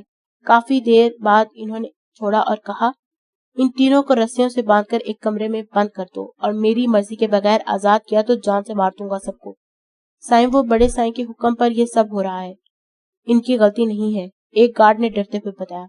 سمجھ چکا ہوں میں سب، پر جتنی گندی بات میرے کانوں میں ان تینوں کی زبان سن کر بیٹھا ہوں، اس سے اندازہ ہو چکا ہے اجازت سے زیادہ بدتمیزی پر اتر آئے ہو تم لوگ، سزا تو ملے گی۔ جاؤ باندھو، کھانا پانی دینے کی ضرورت نہیں ہے، بس کل کی صبح ہونے دے بابا سائیں، پھر آپ دیکھے گا اپنے بیٹے کو۔ یہ سب دیکھنے کے بعد ایک بوند حلق سے اتار نہ سکا وہ، پر رات کے اس پہر وہ اس لڑکی کو اس زندان سے نکال نہیں سکتا تھا، کیونکہ وہ کتنا بھی کہے وہ اس کی بہن ہے، پر اس گھر کی گندی ذہنیت نہیں بدل سکتا، اور ایک الزام مریم کی ذات پر لگے وہ یہ نہیں ہونے دے سکتا تھا۔ جو کرے گا دن کے اجالوں میں سب کے سامنے کرے گا، رات کے اندھیروں میں جو فیصلے ہوتے ہیں ان پر دنیا انگلی اٹھاتی ہے، اور وہ اس معصوم پر ایک آنچ بھی نہیں آنے دے سکتا تھا۔ کرب سے اس اسٹور روم نما کمرے کو دیکھتا وہ اندر کی طرف جگ اٹھا کر سیڑھیاں چڑھنے لگا۔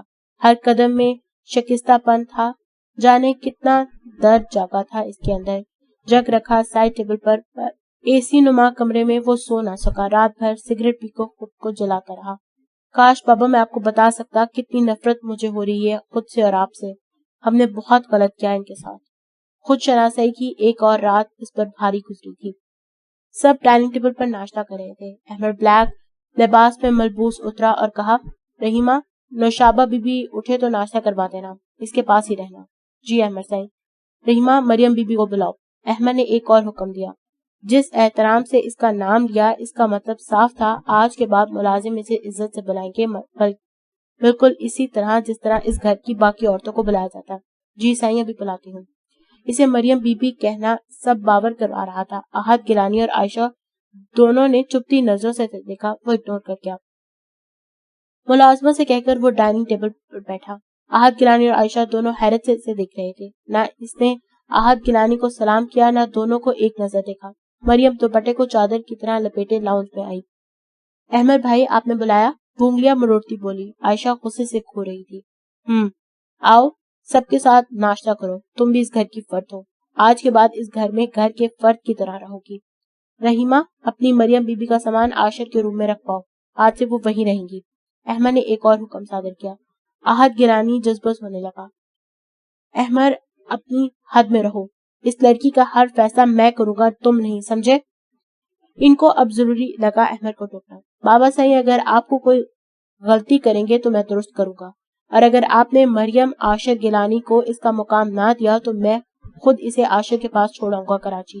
اور اب آپ جانتے ہیں اول تو میں ضد نہیں کرتا، دوسرا اگر کر لوں تو اپنی بات سے قطع نہیں ہٹتا، سمجھ لیں یہ بات آپ۔ اس کے لہجے کی خود سری واضح تھی۔ آگے جو آپ کا فیصلہ ہو بتا دیں، احمد نے دو ٹوک لہجے میں کہا۔ احمد تم ٹھیک نہیں کر رہے یہ سب، انہوں نے جیسے اگنور کیا۔ ٹھیک تو اب کرنے والا ہوں اور آپ مجھے روک نہیں سکتے۔ آج احمد کے انداز میں نرم پن تھا۔ بیٹھو مریم، شروع کرو کھانا۔ رحیمہ میرا کھانا مجھے اندر دے جاؤ، اس نے حکم دیا۔ عائشہ نے۔ رحیمہ جو مریم کا بیگ اٹھا کر جا رہی تھی جلدی سے بیگ رکھا زمین پر۔ اسی وقت احمد نے تیز آواز میں کہا، رحیمہ پہلے یہ سامان رکھو پھر دوسرے کام کرو۔ عائشہ پاؤں پٹکتی ہوئی اپنے کمرے کی طرف گئی جبکہ رحیمہ مریم کا سامان لے کر عاشر کے کمرے کی طرف جانے لگی۔ مریم جلدی ناشتہ کرو، مجھے آپ کو عاشر کے کمرے تک لے کر جانا ہے، احمد نے نرم لہجے میں کہا جبکہ آہت گیلانی جذبس ہوتے رہے پر کچھ نہ کہہ سکے۔ بیٹے کا ہی انداز ایسا تھا۔ مریم کے حل سے چند نوالے بمشکل اترے۔ احمد گیلانی صوفے پر بیٹھا اس کے فارغ ہونے کا انتظار کرنے لگا۔ مریم کو کچھ سمجھ نہیں آ رہا تھا، وہ سوچ بھی نہیں سکتی تھی اللہ اس شخص کے دل میں رحم ڈالے گا جس کی اسے امید بھی نہ تھی۔ وہ ناشتہ کر کے اٹھی، اسی وقت احمد اٹھا اور کہا، آئیں چلیں۔ اس کے لہجے میں احترام تھا، نظر جھکی ہوئی تھی۔ وہ اس کے پیچھے چلنے لگی۔ اوپر جا کر لیفٹ سائڈ والے بیڈ روم میں وہ اسے لے گا۔ یہ عاشر کا بیڈ روم ہے، اس کے سامنے والا بچوں کا ہے اور رائٹ سائڈ میرا اور نشابہ کا ہے۔ آؤ اندر۔ دروازہ کھول کر اسے اندر لایا اور کہا، یہ رہا تمہارا کمرہ، اسے تمہیں کوئی نہیں نکالے گا، یہاں تم محفوظ ہو۔ احمد نے اسے بتایا۔ شکریہ احمد بھائی، اتنا کچھ کیا آپ نے میرے لیے۔ مریم کا لہجہ تشکر بھرا تھا۔ شکریہ کی ضرورت نہیں، ہو سکے تو ہمیں معاف کر دو کیونکہ ہم نے بہت ظلم کیا ہے تمہارے ساتھ۔ احمد نے دل کی بات کہی، جو میرے نصیب میں ہے وہی ملا ہے مجھے، کل رات کے لیے شکریہ۔ وقت لگے گا سب کو سمجھنے میں، ایک دن ضرور احساس ہوگا سب کو اپنی غلطیوں کا۔ مجھے معاف کر دینا اس تھپڑ کے لیے جو میں نے تمہیں مارا تھا، وہ وقت ہی ایسا۔ وہ شرمندگی کے احساس سے کہہ رہا تھا۔ مریم اس کی بات کاٹ کر جلدی سے بولی، بس احمد بھائی بھول جائیں، میں نے معاف کیا آپ کو۔ وہ اپنے بھائی کو زیادہ شرمندہ نہیں کرنا چاہتی تھی، اس لیے جلدی سے بولی۔ کتنے لمحے خاموشی کی نظر ہوئے۔ احمد حیران ہوا اس عظیم لڑکی کو دیکھ کر جس نے اتنا کچھ برداشت کیا پھر بھی اسے اتنی جلدی معاف کیا۔ تمہیں تمہارا مقام تک لایا ضرور ہوں پر اسے برقرار رکھنا تمہارا کام ہے۔ میں سمجھی نہیں بھائی۔ سب کوشش کریں گے تمہیں واپس وہیں لانے کی پر تمہیں ڈٹ کے رہنا ہے۔ پلیز چپ رہنے کے بجائے خود میں حوصلہ اور ہمت پیدا کرو جیسے پہلے نڈر ہو کر کراچی رہ رہی تھی۔ احمد نے اسے اچھی طرح لتاڑا۔ وہ حیران ہوئی اس بات پر۔ ہم بے خبر نہ تھے تم سے، احمد نے دھیمے لہجے میں کہا۔ ہر وقت میں نہیں کھڑا ہو سکتا تمہارے لیے، کچھ اپنے اندر تمہیں ہمت خود لانی ہوگی۔ احمد نے اسے حوصلہ دیا۔ جی احمد بھائی، وہ جھکی نظر سے بولی۔ یہ لو میرا نمبر، کوئی مسئلہ ہو تو بتا دینا۔ احمد نے کاٹ دیا۔ اس نے حیرت سے تھاما۔ وہ نکلنے لگا، کچھ یاد آنے پر پلٹا اور بولا، اور ہاں یاد آیا، موبائل اور اوروں سے مانگنے کے بجائے اماں جان سے لے لینا، ان کے پاس پڑا ہے، عاشر کا بھی نمبر ہے ان کے پاس۔ جی احمد بھائی، مریم نے کہا۔ وہ پلٹ گیا، وہ اسے جاتا دیکھ رہی تھی۔ کمرہ بہت خوبصورتی سے سجا ہوا تھا، گرے بلیک کمبینیشن روم میں تھا، کافی بڑا اور کشادہ کمرہ تھا۔ سمارا کی ڈریسنگ سے اندازہ ہو رہا تھا وہ کافی ماڈرن لڑکی تھی، انتہا کی خوبصورت بھی تھی۔ الماری میں ان کے کپڑے پڑے ہوئے تھے۔ میں کہاں ہوں عاشر؟ ہر طرف ہی سمارا ہے۔ وہ عاشر کی انلارج تصویر دیکھتے ہوئے بولی، میں تمہیں اپنا سمجھ بیٹھی تھی، کتنی بے وقوف تھی۔ سچا سا تھا، سچا ہم سفر، سب جھوٹ تھا، تم بھی جھوٹے تھے، تمہارا ساتھ بھی جھوٹا تھا، اب نہیں چاہیے تمہارا ساتھ۔ وہ اس کی تصویر سے گلے شکوے کرتی ہوئی بولی تھی، تم نے اپنا کہا سچ کر دکھایا، واقعی یہاں پھینک کر بھول گئے، اب میں تمہیں کبھی آواز نہیں دوں گی۔ اتنا بول کر وہ کمرے سے چلی گئی کیونکہ اماں جان کو ناشتہ کروانا تھا۔ پھر ان کو ریڈی کروانے کے بعد بچوں کو ٹائم دینا تھا۔ بچے زیادہ تر نوشابہ بھابھی کے پاس بیٹھے رہتے، وہ ان کے چند گنے چنے کام کرتی کیونکہ فی الحال نوشابہ بھابھی کام کرنے سے قاصر تھی۔ بچے ابھی مریم سے مانوس نہ ہو رہے تھے۔ اس دوران احمد نے بھی نوشابہ کو یقین دلا دیا تھا کہ جیسا عائشہ کہہ رہی ہے ویسا کچھ نہیں ہے اور وہ ہمیشہ نوشابہ کے ساتھ ہی رہے گا اور اسے کسی اولاد کی فی الحال تمنا نہیں ہے۔ مجھے افسوس ہو رہا ہے، تمہیں صرف وہی لڑکی دکھ رہی ہے اور کسی کا احساس نہیں۔ احد گیلانی نے طنزیہ لہجے پر کہا جب وہ سیڑھیوں سے اترتا ہوا آیا تھا مریم کو اس کے کمرے میں چھوڑ کر۔ بابا سائیں، اس کے علاوہ بھی بات ہم کر سکتے ہیں کچھ، احمد نے تند لہجے میں کہا۔ تم اس کا سوچنا چھوڑ دو، احد گیلانی نے حکمیہ لہجے میں کہا۔ آپ اسے تکلیف دینا چھوڑ دیں، میں اس کی پرواہ کرنا چھوڑ دوں گا، simple as that, Ahmed Gilani نے کہا۔ میں اسے معاف نہیں کر پا رہا، احد گیلانی نے قطعی لہجے میں کہا۔ بس اتنا سوچیں، اگر اس کی عزت پر واقعی کوئی آنچ آ جائے آپ کی وجہ سے تو کیا آپ خود کو معاف کر پائیں گے؟ کل رات آپ کے خاص ملازم جس لہجے میں سے بات کر رہے تھے اگر آپ سن لیتے تو شرم سے آپ کی نظریں جھک جاتی۔ وہ ہمارے گھر کی عزت ہے، عاشر کے نکاح میں ہے۔ پلیز بابا سائیں، ختم کریں گے سب، ایک دفعہ سن لیں اس رات عمر نے کیا کیا تھا، آپ کے رونگٹے کھڑے ہو جائیں گے۔ احمد گیلانی نے آخری لفظ غم کی شدت سے کہے تھے۔ شاید وہ جان گیا تھا جو کوئی نہیں جانتا تھا، اس رات فارم ہاؤس میں جو ہوا تھا۔ اپنی بکواس بند کرو، چلے جاؤ یہاں سے، جو کرنا تھا وہ تم کر چکے ہو اور میں اسے کبھی معاف نہیں کروں گا، سمجھے تم؟ احد گیلانی نے غصے سے کہا۔ وہ اٹھ کر چلا گیا۔ اسے جاتا دیکھ رہے تھے، وہ لڑکی ان کے 2 بیٹے چھین چکی تھی، صرف عاشر اب تک اس کے شر سے محفوظ تھا۔ احد گیلانی کے حساب سے وہ غصے میں تھا، سمجھ نہیں آ رہا تھا کیا کرے، وہ لڑکی پورے گھر پر قابض ہونے لگی تھی، اسے اس کا کچھ کرنا ہی پڑے گا، احد گیلانی نے سوچا۔ اگلے دن شام میں وہ کچن میں کھڑی سوپ بنا رہی تھی، اماں جان کے لیے اچانک عائشہ آ گئی۔ ایک لمحے کو ڈری، دوسرے لمحے احمد بھائی کی یاد آئی تو خود کو سنبھالا مریم نے۔ بے غیرت لڑکی، کیا جادو کیا ہے جو احمد بھائی تمہارا دیوانہ ہو رہا ہے؟ عائشہ نے غصے سے اس کے بال پکڑ کے کہا۔ وہ حیران ہوئی اس کے انداز پر۔ مریم نے اس کے ہاتھ پر ناخن کاڑے، عائشہ تڑپ کر اس کے بال چھوڑے جسے اس کے ہاتھ پر خون کی چند بوندیں نمایاں ہوئی۔ بدتمیز، تمہاری اتنی ہمت!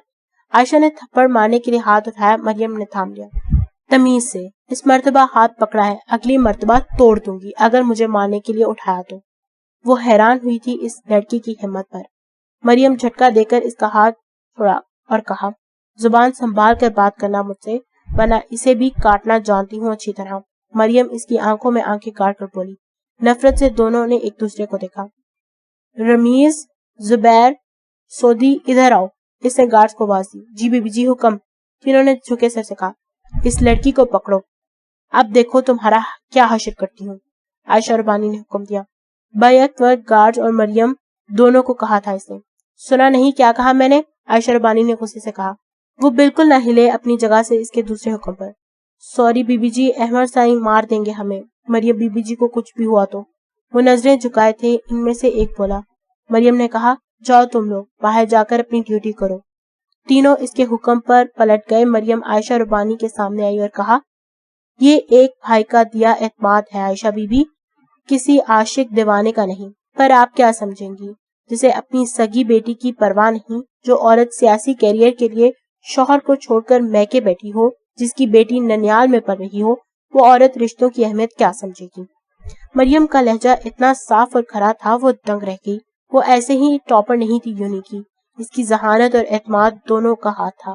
اس کا ہر انداز عائشہ کو اس کی اصلیت دکھا رہا تھا۔ عائشہ غصے میں تن فن کرتی چلی گئی۔ رات کے اس وقت دروازے پر نوک ہوئی۔ دل گھبرایا کہیں عائشہ کی کوئی سازش نہ ہو۔ وہ اس وقت ڈرتی بھی۔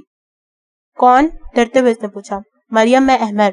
احمد کی آواز سن کر اس نے دروازہ کھولا، فکر میں جیسے دروازہ کھولا سامنے احمد بھائی کی گود میں زونی تھی۔ اسے پٹی رکھو، میں ڈاکٹر کو بلاتا ہوں، اس نے جلدی سے کہا۔ اس کے بیڈ پر لٹا کر احمد باہر کی طرف لپکا۔ رات کے 12 بج رہے تھے۔ وہ حیران تھی اس وقت اس شخص جو اپنے دل میں کتنی محبت رکھتا ہے سب کے لیے۔ زونی کا جسم بخار میں پنکھ رہا تھا۔ جلدی سے آئل لا کر اس کے سر میں لگایا، کہیں بخار دماغ تک نہ جائے۔ یہ ٹوٹکا اس کے بھائی نے اس کو کرتے دیکھا تھا۔ امیوں نے بتایا تھا، ماں بھی ایسا کرتی تھیں جب وہ چھوٹا تھا۔ پھر اس نے پٹیاں رکھنا شروع کر دی۔ کچھ دیر میں ڈاکٹر آیا. کمرے کے دروازے پر نوک کیا تھا احمد نے. وہ چادر میں لپٹی کھڑی تھی, ایک سائڈ ہو گئی. ڈاکٹر نے آتے ہی احمد کو یہ با اخلاق لڑکی کا احتیاط اچھا لگا تھا. ڈاکٹر نے انجیکشن لگائی اور زونی رونے لگی. اسے خود سے لگائے مریم نے چپ کروایا. احمد ڈاکٹر کو چھوڑنے باہر گیا. کچھ دیر میں دوائیاں آ گئیں. دودھ کا گلاس پلا کر اسے دوائی دی. کچھ دیر میں ہی زونی سو گئی تھی. آدھے گھنٹے کے بعد احمد نے نوک کیا. اسے دروازہ کھولا. احمد نے کہا, زونی کیسی ہے اب؟ سو گئی احمد بھائی. مجھے پوچھنا تو نہیں چاہیے, پر پوچھے بنا بھی نہیں رہ سکتا. اتنے بڑے بیڈ کے ہوتے ہوئے تم زمین پر کیوں سوتی ہو؟ احمد کی بات پر وہ حیران ہوئی. اسے لگا شاید احمد بھائی نے زونی کو اسے دیتے وقت دیکھا نہیں ہوگا. وہ تو سمیٹ چکی تھی بستر ڈاکٹر کے آنے سے پہلے. احمد سوالیہ نظروں سے دیکھنے لگا. وہ نظریں جھکاتے ہوئے بولے, یہ کمرہ بھی کسی اور کا ہے اور بستر بھی کسی اور کا ہے احمد بھائی. پھر میں کیسے اس پر سو سکتی ہوں؟ تم نے کہا کیوں نہیں؟ احمد نے حیرت سے پوچھا. واقعی یہ لڑکی چونکا دیتی ہے اپنی باتوں سے ہمیشہ. احمد نے سوچا, آپ نے اتنا کچھ کیا میرے لیے, اس سے زیادہ آپ سے ڈیمانڈ کرنے کا مجھے حق نہیں ہے احمد بھائی. وہ اس کی معصومیت سے کہیں بات پر اسے دیکھتا رہ گیا. اگلی صبح وہ اماں جی کے پاس بیٹھی تھی. یہ اس کا روز کا معمول تھا. صبح کی پہلی دھوپ میں ان کو بٹھاتی, پھر کوئی نہ کوئی قصہ لے کر بیٹھ جاتی جب ان کے سر پر مالش کرتے ہوئے. آپ کو پتا ہے اماں جی, دھوپ کے کتنے فوائد ہیں, اس کے کتنے وٹامن ملتے ہیں, خاص کر وٹامن ڈی جو کہ آپ کے جوڑوں کو مضبوط کرتا ہے. وہ ان کی ٹانگ کی مالش کرتے ہوئے مزے سے بتا رہی تھی. وہ ان کے دھوپ میں کئی فوائد گنوا چکی تھی. وہ چپ رہتی تھی, زیادہ تر مشکل سے چند الفاظ بولتی تھی, پر وہ جب بھی مریم کو دیکھتی تو اسے پیار بھری نظروں سے دیکھتی رہتی. ایک خاموش محبت کا تعلق تھا دونوں کے بیچ. ہر روز احمد یہ منظر دیکھتا, پھر مسکرا دیتا. اپنی ماں کی صحت میں بہتری دیکھ کر خوش تھا وہ. مجھے لگتا ہے نوشابہ کے لیے بھی دھوپ اچھی رہے گی, احمد نے اس کی طرف آ کر کہا. مریم سے, جی بھائی, ان کے لیے بھی بہت زیادہ فائدہ مند ہے, مریم نے کہا. کچھ دیر میں وہ نوشابہ کو بھی یہاں ویل چیئر پر لے آئی تھی. کیوں وہ سب صبح کی دھوپ کا لطف لینے لگے. اماں جی خوش ہو رہی تھی دونوں بہوؤں کو دیکھ کر. آج شام کو رحیمہ اس کے دروازے پر نوک کر کے اندر آ گئی. وہ اندر آتے ہی بولی, مریم بیبی جی, آپ کا سامان شفٹ کرنا ہے, احمد صاحب کا حکم ہے. وہ حیران ہوئی اور خوش بھی, کیونکہ جو بھی تھا وہ اس کمرے کو پرایا سمجھتی تھی, اس لیے یہاں سے اسے سکون نہ تھا. اس کی اجازت ملتے ہی رحیمہ سامان سمیٹنے لگی اس کا. کچھ ہی دیر میں دوسرے کمرے میں آ گئی. وہ کمرہ رائٹ سائڈ پر ہی تھا. فرسٹ فلور پر اس کا کمرہ چھوڑ کر احمد بھائی اور نشابہ کا کمرہ تھا. آج کی رات پہلی دفعہ پرسکون نیند سوئی تھی وہ اس گھر میں. کم از کم کسی اور کا احساس نہ تھا اس کمرے میں. وہ اپنے رب کی شکر گزار ہونے لگی جس نے اسے بہت سی تکلیفوں اور مشکلوں سے بچایا تھا. وہ دل سے احمد بھائی اور نشابہ کے لیے دعا کرتی, اللہ ان کو زندگی کی سچی خوشیاں نصیب کرے. وہ ایک ہی رات مکمل سکون سے رہ سکی اس کمرے میں. اگلے دن اس دشمن جاں کو دیکھ کر شوق ہوئی. صبح صبح فریش تھا, نکھرا ہوا لگا مریم کو. وہ کہہ رہا تھا احمد بھائی سے, بس بھائی امریکہ میں تھا, آپ کا حکم ملتے ہی پہلی فلائٹ سے آ گیا پاکستان. عاشر کی نظر نہ پڑی تھی مریم پر. بتانا چاہیے تھا آنے کا عاشر, ہمیں بغیر بتائے جاتے ہو, بغیر بتائے پہنچ جاتے ہو. عائشہ نے کہا اپنے بھائی سے, بس آپ ہی بزنس کی مصروفیات ہی کچھ ایسی ہوتی ہیں, رات دیر سے پہنچا ہوں. عائشہ نے مسکرا کر اپنی بہن کو جواب دیا. عاشر سمارا کیسی ہے؟ عائشہ نے جان بوجھ کر پوچھا مریم کو بغور دیکھتے ہوئے. وہ مریم کو دیکھ چکی تھی. وہ ٹھیک ہے آپی, عائشہ نے سچی لہجے میں کہا. وہ بغیر سلام کے گزر گئی بے تاثر چہرے کے ساتھ.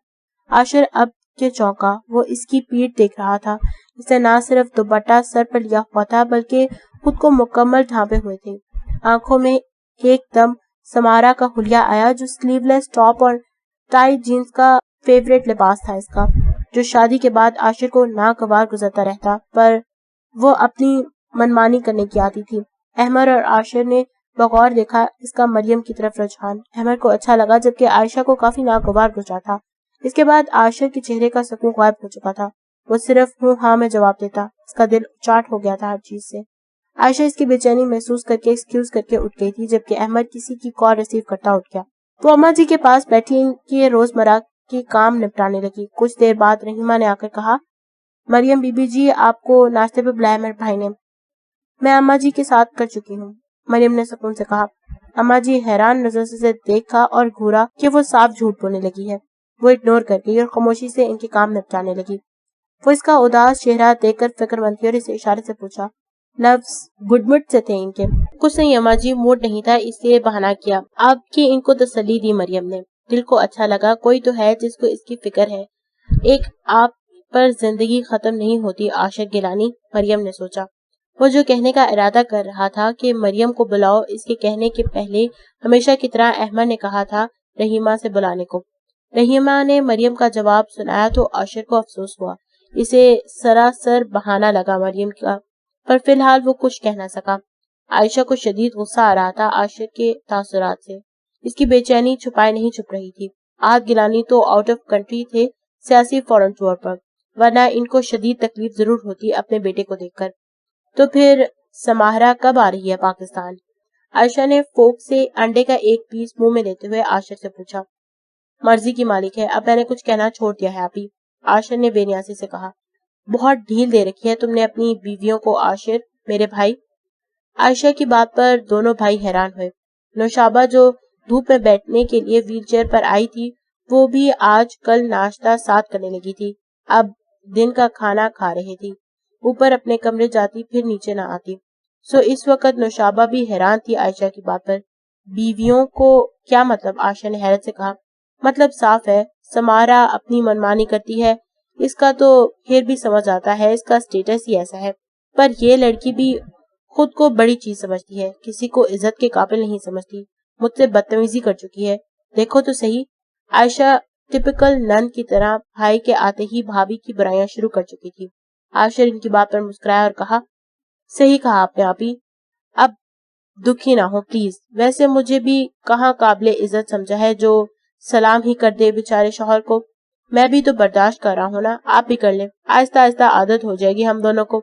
کیوں نوشابہ بھابھی، ٹھیک کہہ رہا ہوں نا؟ عائشہ نے جان بوجھ کر کہا. مریم کو سنانے وہ جو کچن کی طرف جا رہی تھی، اس کی بات سن کو کلس کے رہ گئی. کیسا شخص تھا، اپنی سب کوتاہیوں کو بھلا کر سارا الزام مجھ پہ رکھ رہا ہے، مریم نے سوچا.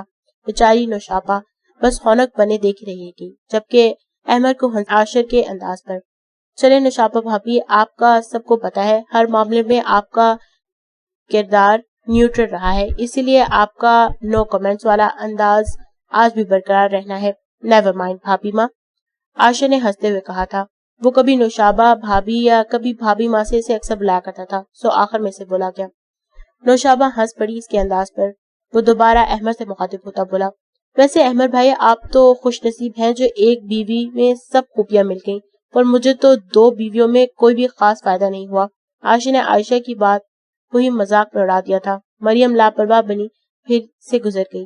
ڈش میں کچھ اٹھاتی ہوئی وہاں سے گزری تھی. وہ تو ہے، میری نوشی بیسٹ ہے ہر معاملے میں، احمد نے نیپکن سے ہاتھ صاف کرتے ہوئے کہا. فقریہ لہجے میں. نوشی اور احمد ایک دوسرے کو دیکھ کر مسکرائے. عائشہ ان کو دیکھ کر خوش ہوا. بھائی اور بھابھی اس کا فیوریٹ کپل رہا تھا ہمیشہ سے. جبکہ عائشہ کلس کے رہ گئی. یہ نہیں کرنے والے دوسری شادی، بابا صحیح آپ بھول ہی جائیں. عائشہ نے سوچ میں بابا سے مخاطب ہوئی اور نفی میں سر ہلایا. اسے افسوس تھا اس کے بابا صحیح بڑے بیٹے کی اولاد دیکھنے کو ترس ہی جائیں گے ساری عمر. ناشتے کی ٹیبل سے اٹھ کے احمد اور عائشہ اس وقت بچیاں سیڑھیاں سے اترتے آئے. پاپا، علی اور زونی ساتھ تھے. دونوں اس کے گلے لگے. سلام کیا، جس کا جواب عائشہ نے پیار سے دیا. پاپا کی جان کیسے ہیں وہ دونوں کے چہرے چوم کر عائشہ نے کہا. فائن پاپا، دونوں نے کہا. رحیمہ جو ان کو ناشتہ کروانے کے لیے ٹیبل پر آئی تھی، اسے عائشہ نے کہا. تم جاؤ، دونوں کو میں ناشتہ خود کرواؤں گا. اب وہ پیار سے دونوں کو ناشتہ کروانے لگا. رحیمہ چلی گئی. وہ دونوں خوشی خوشی اپنے باپ کے ساتھ ناشتہ کرنے لگے. وہ کمرے میں اماں سے ملنے مریم آیا تھا. مریم ان کے پاس بیٹھی اخبار اٹھائے زور و شور سے خبریں سنا رہی تھی. وہ حیران ہوا. یہ سب دیکھ کر اسے اندازہ نہ تھا وہ اتنا وقت دیتی ہوگی اس کی اماں کو، جبکہ اماں جی کی الگ سی ماسی رکھی ہوئی تھی ان کے کام کے لیے. اس کے کھنکھارنے پر وہ ایک دم چپ ہوئی. اس کے چپ ہوتے ہی اماں جان نے آنکھ کھولی. سامنے عاشق کو دیکھ کر خوش ہوئی. ان سے گلے لگ کر ملا. وہ اپنے بیٹے کا ماتھا چومنے لگی. وہ ان کے پاس بیٹھ گیا جبکہ مریم اٹھ کے چلی گئی. وہ اسے جاتا ہوا دیکھنے لگا. وہ اپنی ماں کے ٹوٹے پھوٹے لفظوں کو سمجھ کر ان کا جواب دینے لگا. پہلے سے کافی بہتر لگ رہی تھی وہ عاشق کو. اسے مریم کو کہ یوں اگنور کرنے پر شدید غصہ آ رہا تھا، جبکہ اسے سلام کرنے کی بھی روادار نہ تھی. وہ شاید شدید غصے میں آ جاتا اگر اپنی ماں کو اتنا ٹھیک ٹھاک نہ دیکھ رہا ہوتا. بھائی کے کہے الفاظ اس کے کانوں میں گونجے تھے. عاشر، واپس آ جاؤ اس لڑکی کے لیے جو معصوم ہے. ہمارے اتنے ظلم کے باوجود وہ خوشیاں ہی بانٹتی رہی ہے سب میں، پھر چاہے بچے ہوں یا پھر ہماری ماں، وہ پیار دینا جانتی ہے۔ اس کے ساتھ ظلم نہ کرو، اس سے پہلے وہ ٹوٹ جائے، اسے تمہاری ضرورت ہے۔ کراچی کی برانچ ایاز کے حوالے کر کے تم پہلے کی طرح یہاں لاہور میں اپنا بزنس سنبھالو۔ اور واقعی آج اپنی ماں کو دیکھ کر اندازہ ہو رہا تھا وہ کتنا خیال رکھتی ہے ان کا۔ اسے مریم پہ بے انتہا پیار آیا۔ وہ تھک کر اپنے کمرے میں آئی، زیرو بلب چل رہا تھا کمرے میں، وہ کمرہ لاک کر چکی تھی۔ سارا دن وہ اس کو اگنور کرتی رہی، کہیں دفعہ اس کی نظر خود پر محسوس کی تھی اس نے، پر وہ اسے لاپرواہ بنی رہی۔ تم تب آئے جب میں نے امید ہی چھوڑ دی عاشر، آج احمد بھائی نہ بلاتے تو بھی نہ آتے، اس نے سوچا اور واش روم کی طرف بڑھی۔ واپس آئی اور بیڈ کی طرف بڑھی، اس وقت کسی نے اس کا بازو دبوچ کر خود پر گرا لیا تھا۔ وہ شوق ہو گئی، عاشر یہاں ہوگا وہ سوچ بھی نہیں سکتی۔ کیا بات ہے بیوی؟ لگتا ہے شوہر کو بالکل ہی بھول گئی، بندہ گھر آئے کسی غیر کو بھی سلام کر دیتا ہے، پر تم تو اپنے شوہر سے لاپرواہ ہو گئی ہو۔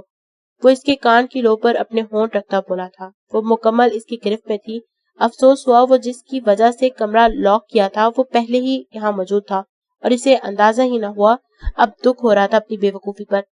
وہ بھرپور مزاحمت کر رہی تھی پر اس کا حصار مضبوط تھا، وہ چاہ کر بھی خود کو چھڑا نہیں پا رہی تھی۔ مزاحمت بیکار ہے بیوی، چلو اب سکون سے شوہر کی باہوں میں سما جاؤ، اتنے دن کے بعد آیا ہوں، شوہر کی کچھ تو خاطر مدارت کرو۔ وہ اس کے لفظوں پر تڑپ ہی اٹھی اور ہراتی ہوئی بولی، چھوڑو مجھے، کیا بیوی بیوی لگا رکھا ہے؟ مزاحمت اب بھی جاری ہے، تم بھول گئی ہو نا، اسی لیے یاد کروانے کے لیے بیوی بیوی کہہ رہا ہوں، کیا بتا اسی بہانے بیوی بن جاؤ، ویسے ہی پیار دینے لگو، عاشر نے بھاری لہجے میں کہا۔ اس کے ہر انداز میں شوہر آنا جذبات تھے، اس کا نرم گرم لمس تھا جو مریم کو جھلسا رہا تھا۔ اب کے خود پر سے گرا کر بیڈ پر لٹا کر مریم پر وہ جھکا تھا، اس کی گردن پر اپنا لمس چھوڑا، وہ کسمسائی، نہیں ہوں بیوی، چھوڑو مجھے۔ اس کی مزاحمت اور اس کے انداز دیکھ کر عاشر نے اس کے ہونٹوں کو لاک لگانا ضروری سمجھا اور کچھ سوچ کر قید کیا اس کے ہونٹوں کو۔ مریم کو شدید جھٹکا لگا اس کے اس انداز پر اور وہ تڑپ اٹھی، پر وہ اور شدت اس پر اپنی لٹانے لگا اور وہ بے بسی کی مورت بنی اس کے شکنجے میں تھی۔ فکر لاحق کسی اگلے پڑاؤ کی ہمیں، زندگی تیرے حوالے سے پریشان نہیں۔ وہ اس کے حصار میں تڑپ رہی تھی، ابھی بھی مزاحمت جاری تھی، اس کا سانس گھٹنے لگا تھا، اس کا احساس کرتا عاشر اسے اور اس کے ہونٹوں کو اپنی قید سے آزاد کر گیا۔ وہ لمبی سانس لینے لگی، اس کے ہونٹ سرخ ہو چکے تھے، آنکھوں سے پانی بھر آیا تھا۔ سارے حق محفوظ رکھتا ہوں تم پر، پھر بھی زبردستی کا قائل نہیں ہوں، یہ بات اپنے دماغ میں بٹھا لو بیوی، مجھے زبردستی کرنے پہ مجبور نہ کرو، عاشر نے جتاتے ہوئے لہجے میں کہا۔ اس نے خود توڑا تھا حصار، ورنہ اس کی ہمت نہ تھی اس بھرپور مرد کے سامنے قدم جما سکے۔ وہ خود کو سمیٹی اٹھ بیٹھی، گھٹنوں میں سر لیے شدت سے رونے لگی اپنی کمزوری اور بے بسی پر۔ کیا مسئلہ ہے تمہارا مریم؟ کیوں خود کو بے وجہ تکلیف دے کر ہلکان کری ہو؟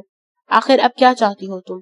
عاشر نے غصے سے پوچھا۔ مریم کا شدت سے رونا اسے تکلیف دے رہا تھا، کاش وہ بتا سکتا، وہ اس لڑکی کی ہر تکلیف کا درد اپنے اندر محسوس کرتا ہے۔ کیسا تعلق تھا دونوں کے بیچ، جیسے دونوں سمجھنے سے قاصر تھے، نکاح جیسے پاک دامن نے دونوں کو ملا تو دیا، ایسا رشتہ جوڑا تھا جس کے انجام سے دونوں واقف نہ تھے۔ میں نہیں رہ سکتی آپ کے ساتھ، مجھے میرے حال پر چھوڑ دیں، مریم نے بھیگے لہجے میں کہا۔ تو طلاق لے لو مجھ سے، عاشر نے ایک تیر پھینکا اس کی طرف۔ وہ تڑپ اٹھی اس کے الفاظ سے، وہ اس کے تاثرات بغور دیکھنے لگا جو اس کی سوچ کے عکاسی کر رہے تھے۔ نہیں لے سکتی، پلیز طلاق نہیں، مریم نے جلدی سے کہا بھیگی پلکوں کے ساتھ۔ طلاق بھی نہیں چاہتی، ساتھ رہنا بھی نہیں چاہتی، تو بس فیصلہ ہو گیا، تم میری ہو کر رہو گی۔ کل تک اپنا ذہن بنا لو، کل میرے کمرے میں میرے ساتھ تم اپنی زندگی کی نئی شروعات کر رہی ہو۔ تھک کر عاشر نے اپنا فیصلہ سنا دیا، آخری لفظوں میں شدت کے ساتھ ساتھ سختی سے حکم بھی تھا۔ اسے فیصلہ کرنے میں مشکل ہو رہی تھی، تو بس عاشر نے اپنا فیصلہ سنا دیا۔ عاشر میری بات سنیں، مریم اس کا فیصلہ سن کر جلدی سے بولی، اس کچھ خاص سمجھانا باور کروانا چاہ رہی ہو جیسے۔ بس وہ سختی سے اس کی بات کاٹ گیا تھا۔ تم کو موقع دیا، تم نے اپنی بات کہی جس کا مطلب صاف ہے، تم میرے ساتھ رہنا چاہتی ہو، تو بس ہو گیا فیصلہ۔ اچھی بیوی کی طرح رہو، کل سے مجھے اگنور کرنے کی غلطی مت کرنا، اچھی بیوی کی طرح میرے سب کام تمہارے ذمہ ہیں، ذرا سی کوتاہی کو میں برداشت نہیں کروں گا۔ اتنا کہتے دروازے کی طرف بڑھا، بغیر اس کا جواب سنے چلا گیا تھا وہ۔ اسے جیسے دروازے کی چوکھٹ عبور کی، وہ دوڑتی آئی اور دروازہ بند کر دیا اندر سے، اور دروازے کے ساتھ لگ کر زمین پر بیٹھی چلی گئی۔ نہیں ہوگا مجھ سے، نہیں شروع کر سکتی آپ کے ساتھ نئی زندگی کی شروعات؟ رحم کرے مجھ پر عاشر، وہ خود سے بولتی رو پڑی تھی۔ میں کہیں نہیں جا سکتی، یہ رشتہ میرے بھائی کی زندگی کی ضمانت ہے عاشر، میں مجبور ہوں، بے بس ہوں، وہ خود سے بولتی رہی۔ آہت گیلانی سے ہی مائرے میں سے تباہ کر چکا تھا، وہ کیا سے کیا بن گئی تھی، اس کی ساری زندگی دوسروں کے رحم و کرم پر تھی۔ وہ کیا فیصلہ کرتی، کیسے اس سے آزادی مانگ سکتی تھی جس آزادی کے بعد اس کا بھائی محفوظ نہ تھا۔ وہ دھوپ میں بیٹھے تھے، آج نوشابہ کافی بول رہی تھی جبکہ مریم خاموش تھی، شاید اندر کا اضطراب اسے چین نہیں لینے دے رہا تھا۔ آج اماں جی اس کے چہرے کو کافی دفعہ چوم چکی تھی جیسے اسے تسلی دے رہی ہوں۔ وہ ان کا ہاتھ تھام گئی۔ اماں جی میرے لیے دعا کریں، مریم نے کہا، اس کے لہجے میں التجا تھی۔ انہوں نے اس بات میں سر ہلایا۔ میری سب دعائیں تمہارے ساتھ بیٹی، گھڑ گھڑ تھی ان کے الفاظ میں، وہ بمشکل چند لفظ بول پاتی، کبھی اشاروں سے آنکھوں سے کام چلاتی تھیں تو کبھی بول لیتی تھیں۔ مریم کو سب سے زیادہ پیار اس گھر میں اماں جی سے ہی ملا تھا۔ آہت گیلانی اور عائشہ کو ان کی بات کم ہی سمجھ آتی تھی، اسی لیے ان دونوں کے لیے ناکارہ وجود تھا اس عورت کا۔ مریم نے اپنا سر ان کی گود میں رکھا، بس اسے سہلانے لگی۔ کیا ہوا مریم، کوئی پریشانی ہے؟ نوشابہ نے پوچھا قریب پیٹھ جے کھسکا کر، کل سے اس کی پریشانی دیکھ رہی تھی۔ کچھ نہیں بھابھی، اس نے سنبھل کر کہا، بہت برداشت کرتی ہو، بہتر ہے بول کر دل ہلکا کر لو، اس سے بہانے برداشت کی قوت بڑھ جاتی ہے، حوصلہ بھی ملتا ہے۔ نوشابہ نے پیار سے کہا، بھابھی بہت سی باتیں آپ کہہ نہیں سکتے جن کو سہنا آپ کی مجبوری ہوتا ہے، ایسی بے بسی پر سوائے رونے کے کچھ نہیں آ سکتا، مریم نے کہا۔ رحیمہ ان کے قریب آئی اور بولی، آپ کو عاشر صاحب بلا رہے ہیں مریم بی بی جی۔ رحیمہ کی بات پر وہ چونکی تھی، مریم کے چہرے پہ بے چینی واضح تھی۔ نوشابہ کو اندازہ ہو گیا تھا اس کی پریشانی کا۔ مریم جاؤ، عاشر غصہ ہوگا، نوشابہ نے کہا۔ وہ اس بات میں سر ہلاتی اٹھتی چلی گئی۔ وہ بے جان قدموں سے اس کے کمرے کی طرف بڑھی۔ وہ کمرے میں آئی، نوک کر کے سر جھکا کے کھڑی ہو گئی کیونکہ سامنے وہ ٹاول گاؤن باندھے کھڑا تھا۔ کیا تمہیں ہر ایک کام سے آواز دوں گا؟ رات کیا کہا تھا تم سے بیوی؟ مجھے مجبور نہ کرو کہ تم پر سختی کروں۔ وہ اس کے پاس آیا، اس پر جھکتا ہوا بولا۔ اس کی سانسوں کی گرمائش اپنی کندھے پر محسوس کرنے لگی، وہ اس سے دور ہونے کے بجائے وہیں کھڑی رہی۔ لگتا ہے چند دنوں میں سعادت مند بیوی ہو جاؤ گی بیوی، عاشر گہری نظروں سے دیکھ کے کہنے لگا، جس نے دور ہونے کی کوشش نہ کی تھی اس کے قریب تر ہونے پر بھی۔ وہ اس کا دوپٹہ اس کے سر سے سرکا چکا تھا۔ ہر وقت خود کو کور رکھنا مجھے اچھا لگتا ہے بیوی، تمہاری یہ ادا مجھے بہت پسند ہے، پر میرے سامنے نہیں۔ کچھ سمجھ آیا بیوی؟ وہ دوپٹے کو اس سے جدا کرتا صوفے پر پھینک چکا تھا۔ وہ نظریں جھکا چکی تھی پر کہا کچھ نہیں۔ وہ حیران ہوا، اب بھی کوئی مزاحمت نہ کی اس نے۔ امپریسو بیوی، عاشر بھی اسے سہرا رہا تھا۔ وہ اسے زج کرنے کی پوری کوشش کر رہا تھا جبکہ فی الحال وہ ضبط کیے ہوئے تھی۔ وہ اس کے سراپے کو بھرپور نظروں سے دیکھنے لگا، وہ اس کی ملکیت تھی، ایسا احساس اس کے اندر جاگا۔ اتنا خود کو ڈھانپ کر رکھتی، وہ اس کی امانت کی کتنی حفاظت کرتی تھی۔ وہ سرشار ہو کر سوچ رہا تھا، ایسی عورت مرد کو مغرور کر دیتی ہے۔ اسے فخر سا محسوس ہوا اپنی بیوی پر۔ اس کی کمر میں ہاتھ ڈالتا اسے خود سے لگائے الماری کے پاس لے گیا۔ وہ مکمل اس سے جڑی تھی۔ الماری کا سلائڈ ڈور وہ موو کیا عاشر نے۔ مجھے اماں جی کے پاس جانا ہے، وہ منمنائی، ہمت کر کے، ورنہ اس کے منہ زور جذبوں نے اسے منجمد کر دیا تھا۔ عاشر کی کلون کی خوشبو اس کے حواس گم کر رہی تھی۔ اس کے شولڈر پر اپنی تھوڑی جمائے ہوئے اس کے گال پر عاشر کے ہونٹ مس ہو رہے تھے۔ وہ چہرے کا رخ موڑ گئی۔ اب کپڑے تو نکال دو بیوی، وہ بھاری لہجے میں بولا۔ ہنوز اس کے ہونٹ اس کے گال کو چھو رہے تھے، اس کے گال دہکنے لگے تھے، شرم سے پلکیں بھاری ہو رہی تھی۔ اتنا یخ ٹھنڈا تھا عاشر کا کمرہ، پھر بھی مریم کے پسینے چھوٹنے لگے تھے۔ وہ اس کی کیفیت کو انجوائے کر رہا تھا۔ پلیز مجھے بیوی بیوی نہ کہیں، الجھن ہوتی ہے، جلدی سے خود کو سنبھال کر بولی تھی جبکہ عاشر کا کافی وزن تو اس کے نازک کندھوں پر تھا۔ جب تک بیوی نہیں بن جاؤ گی تب تک ایسے ہی مخاطب کروں گا، وہ ڈھٹائی سے بولا۔ وہ ہاتھ بڑھا کر کپڑے نکالنے کا سوچنے لگی تاکہ جلدی سے اسے آزاد ہو جائے۔ ایک ہاتھ کمر سے ہو کر پیٹ پر تھا، جس وہ کانپ اٹھی تھی، پر چاہ کر بھی اس کا حصار نہ توڑ سکتی تھی۔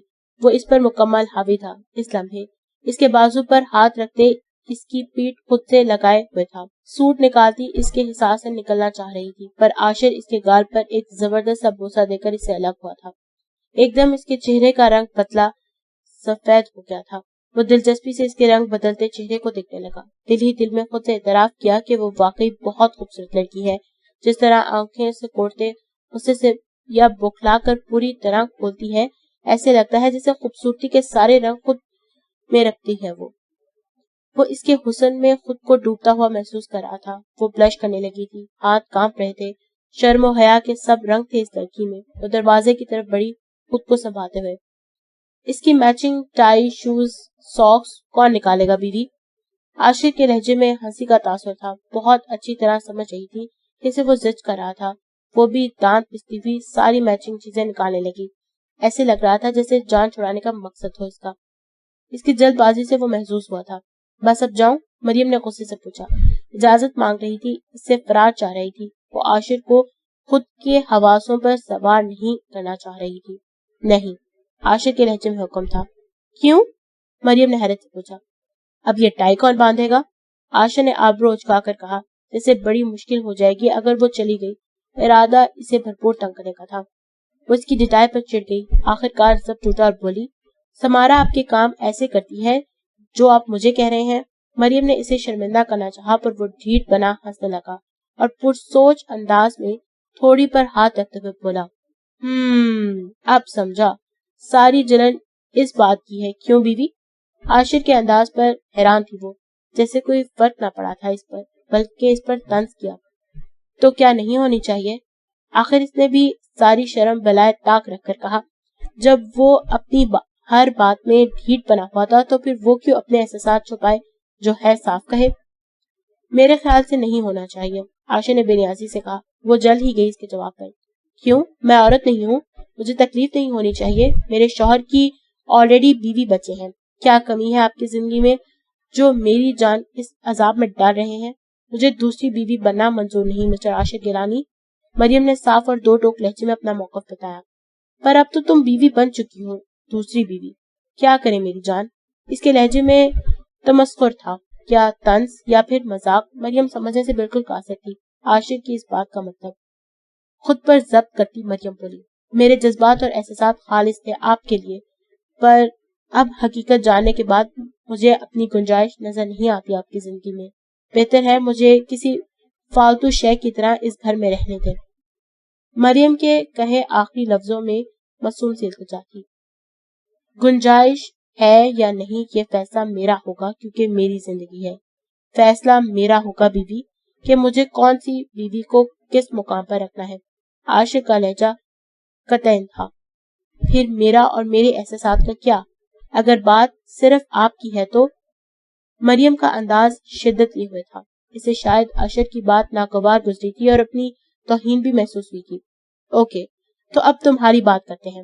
کچھ لمحے خاموش رہنے کے بعد وہ پھر سے بولا، طلاق لو اور جلدی بنو یہاں سے، اگر اتنا مشکل ہے یہاں رہنا۔ عاشق نے ضبط سے کہا، وہ نہیں لے سکتی، میری یہاں موجودگی میرے بھائی کی زندگی کی ضمانت ہے۔ مریم نے صاف لہجے میں اپنی مجبوری بتائی۔ جاؤ، اس وقت میں تم سے کوئی بات نہیں کرنا چاہتا۔ عاشق نے غصے سے کہا۔ مریم نے سوچا اسے کس بات پر غصہ ہے، پر سمجھ نہیں آیا عاشق کا روٹ لہجہ۔ وہ پرسکون ہو کر جانے لگی کیونکہ وہ اس پر سب واضح کر چکی تھی۔ اب ہلکے پھلکے قدموں سے جانے لگی تھی، اپنے سارے احساسات کے بوجھ عاشق پر انڈیل کر اب مطمئن تھی۔ اسے یقین تھا عاشق اس پر زبردستی اب مسلط نہیں ہوگا۔ کچھ ہی لمحے خوش فہمی کے اس نے جی لیے تھے۔ عاشق کے کہے اگلے لفظوں نے خوش فہمی کے سارے پہاڑ توڑ دیے تھے۔ ایک منٹ بیوی۔ عاشق کے بلانے پر دانت پستی پلٹی، سوالیہ انداز تھا اس کا۔ رات کو اس کمرے میں آنے کے لیے تیار رہنا، عاشق نے ایک ایک لفظ پر زور دیتے ہوئے کہا تھا۔ اس کی ریڑھ کی ہڈی میں سنسناہٹ ہوئی اس کی بات کا مطلب سمجھ کر۔ وہ حیران ہوئی اس کی بات پر اسے امید نہ تھی کہ اب کے عاشق ایسا کچھ کہے گا کیونکہ وہ اپنی ساری بیزاریت واضح کر چکی تھی۔ واقعی کوئی ڈھیل شخص تھا وہ۔ مریم نے سوچا سوائے افسوس کے کیا کرتی۔ دوبارہ ہمت جمع کرتی ہوئی بولی، پر عاشق میں واضح۔ عاشق کی تیز آواز ٹوکنے پر اس کی زبان کو تالے لگ گئے اور وہ بولا، بس بیوی، سن لی تمہاری بکواس جتنی کرنی تھی۔ اگر واضح کرنے کی بات ہے تو میں بھی تم پر واضح کرتا چلوں کہ میں تمہارے پاس نہیں آیا تھا شادی کرنے کے لیے، تم خود مانی تھی اس شادی کے لیے۔ چاہے جو بھی حالات ہوں اب تم میری بیوی ہو، میری عزت، میری غیرت اور تمہیں خود کو ذہنی طور پر اس حالات کے لیے تیار کرنا ہے۔ ظلم سمارا پر ہوا ہے، تم پر نہیں۔ ایک بات اچھی طرح سمجھ لو، تم اس پر سوتن بن کر آئی ہو، وہ تم پر نہیں۔ عاشر کہنے پر آیا تو کہتا چلا گیا، وہ اچھی طرح اس پر سب واضح کرتا چلا گیا، سارے حالات۔ اب تم جا سکتی ہو۔ عاشر نے حکم دیا اور ڈریسنگ روم کی طرف بڑھا چینج کرنے کے لیے۔ وہ اسے جاتا دیکھ رہی تھی جبکہ خود شکستہ قدموں سے اس کے کمرے سے باہر نکلی۔